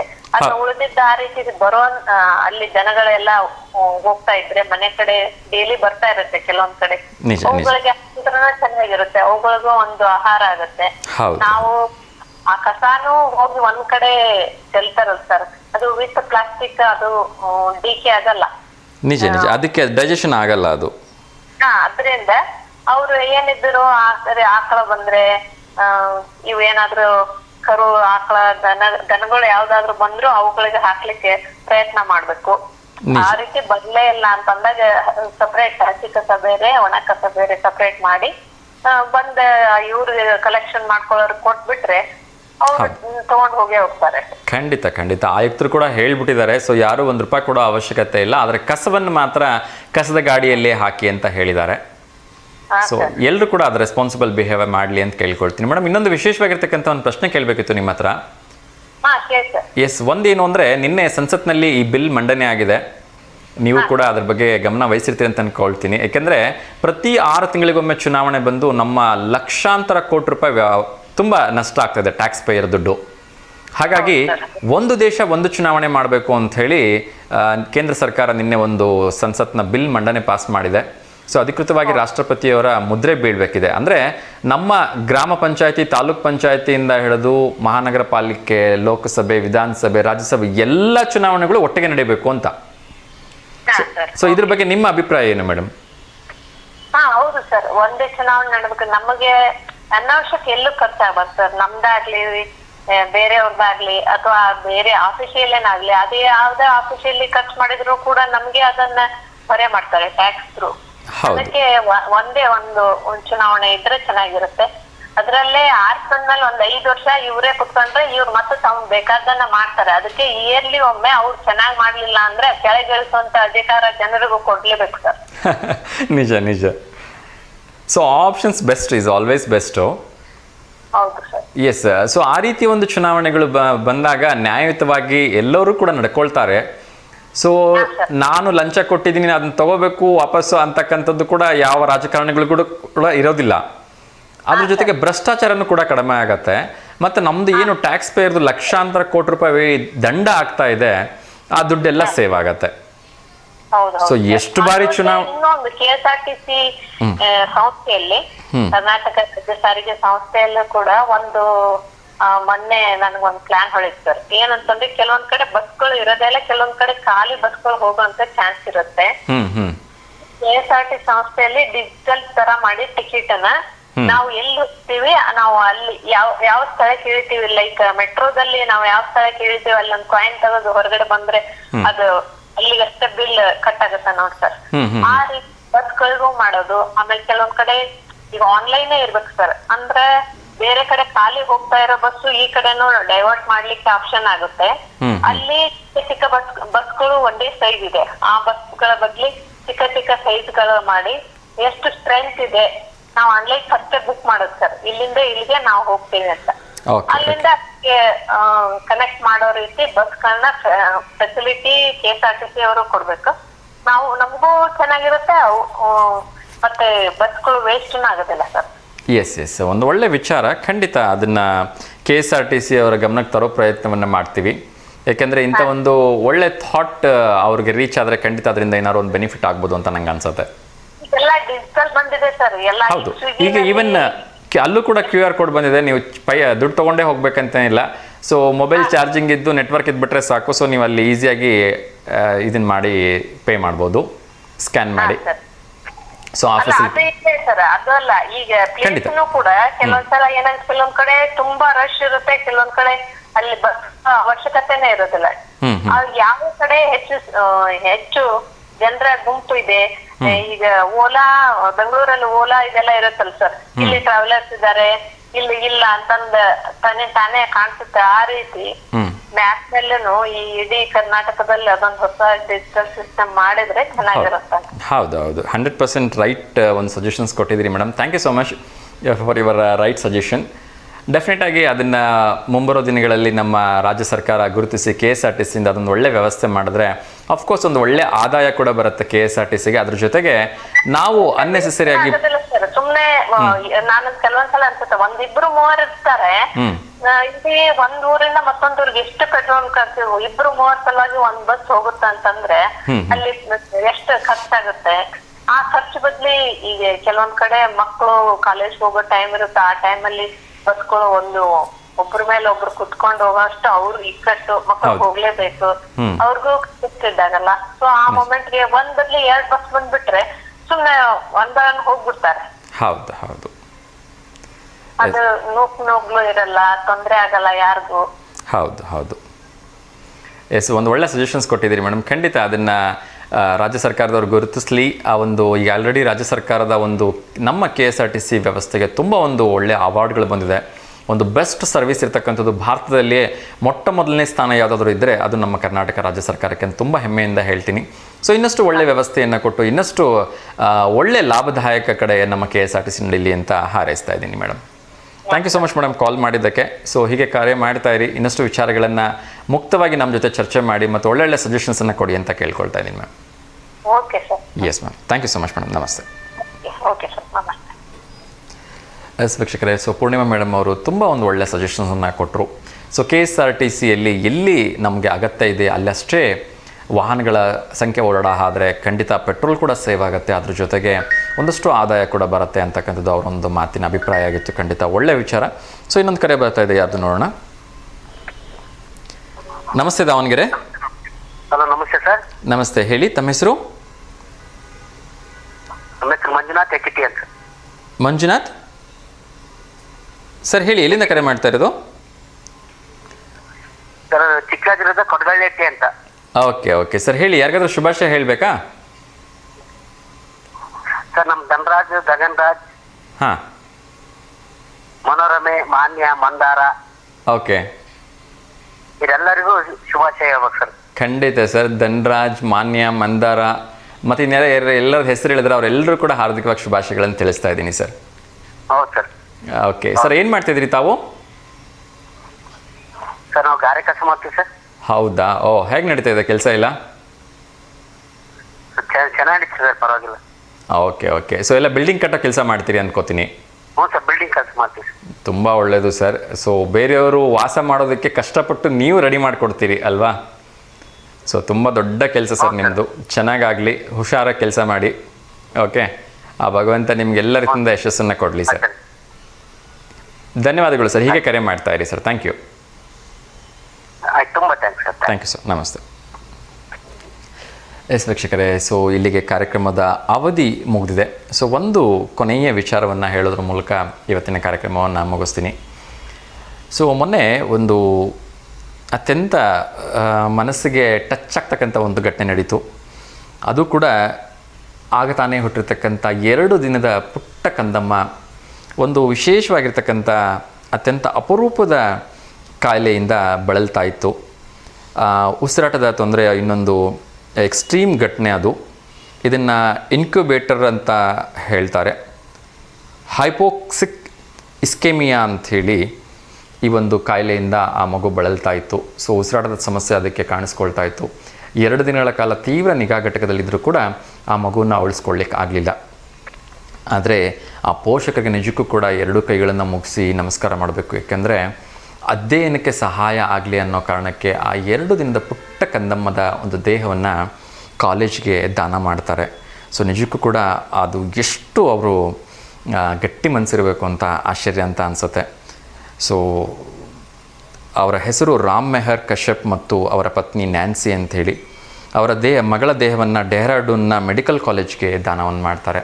ಸೊ ಆ ಪುಟ್ಟ ಕಂದಮ್ಮನ ಆತ್ಮಕ್ಕೆ ಶಾಂತಿ ಸಿಗಲಿ. ಅದೇ ರೀತಿ ಅದರಿಂದ ಒಂದಷ್ಟು ಒಳ್ಳೆಯ ರಿಸರ್ಚ್ಗಳಾಗಿ ನನ್ನ ಮಗಳಿಗೆ ಬಂದಿರತಕ್ಕಂಥ ತೊಂದರೆ ಇನ್ಯಾರಿಗೂ ಬರೋದು ಬೇಡ ಅನ್ನೋ ಕಾರಣಕ್ಕೆ ನಾನು ಈ ಒಂದು ನನ್ನ ಪುಟ್ಟ ಮಗಳ ದೇಹವನ್ನು ದಾನ ನೀಡ್ತೀನಿ ಅಂಥೇಳಿ ಆ ತಂದೆ ಹೇಳುವಾಗ ಕರಳು ಕಿತ್ತು ಬರುತ್ತೆ. ಎಂಥರೂ ಕೂಡ ತುಂಬ ಆಘಾತ ಅಂತ ಅನಿಸುತ್ತೆ.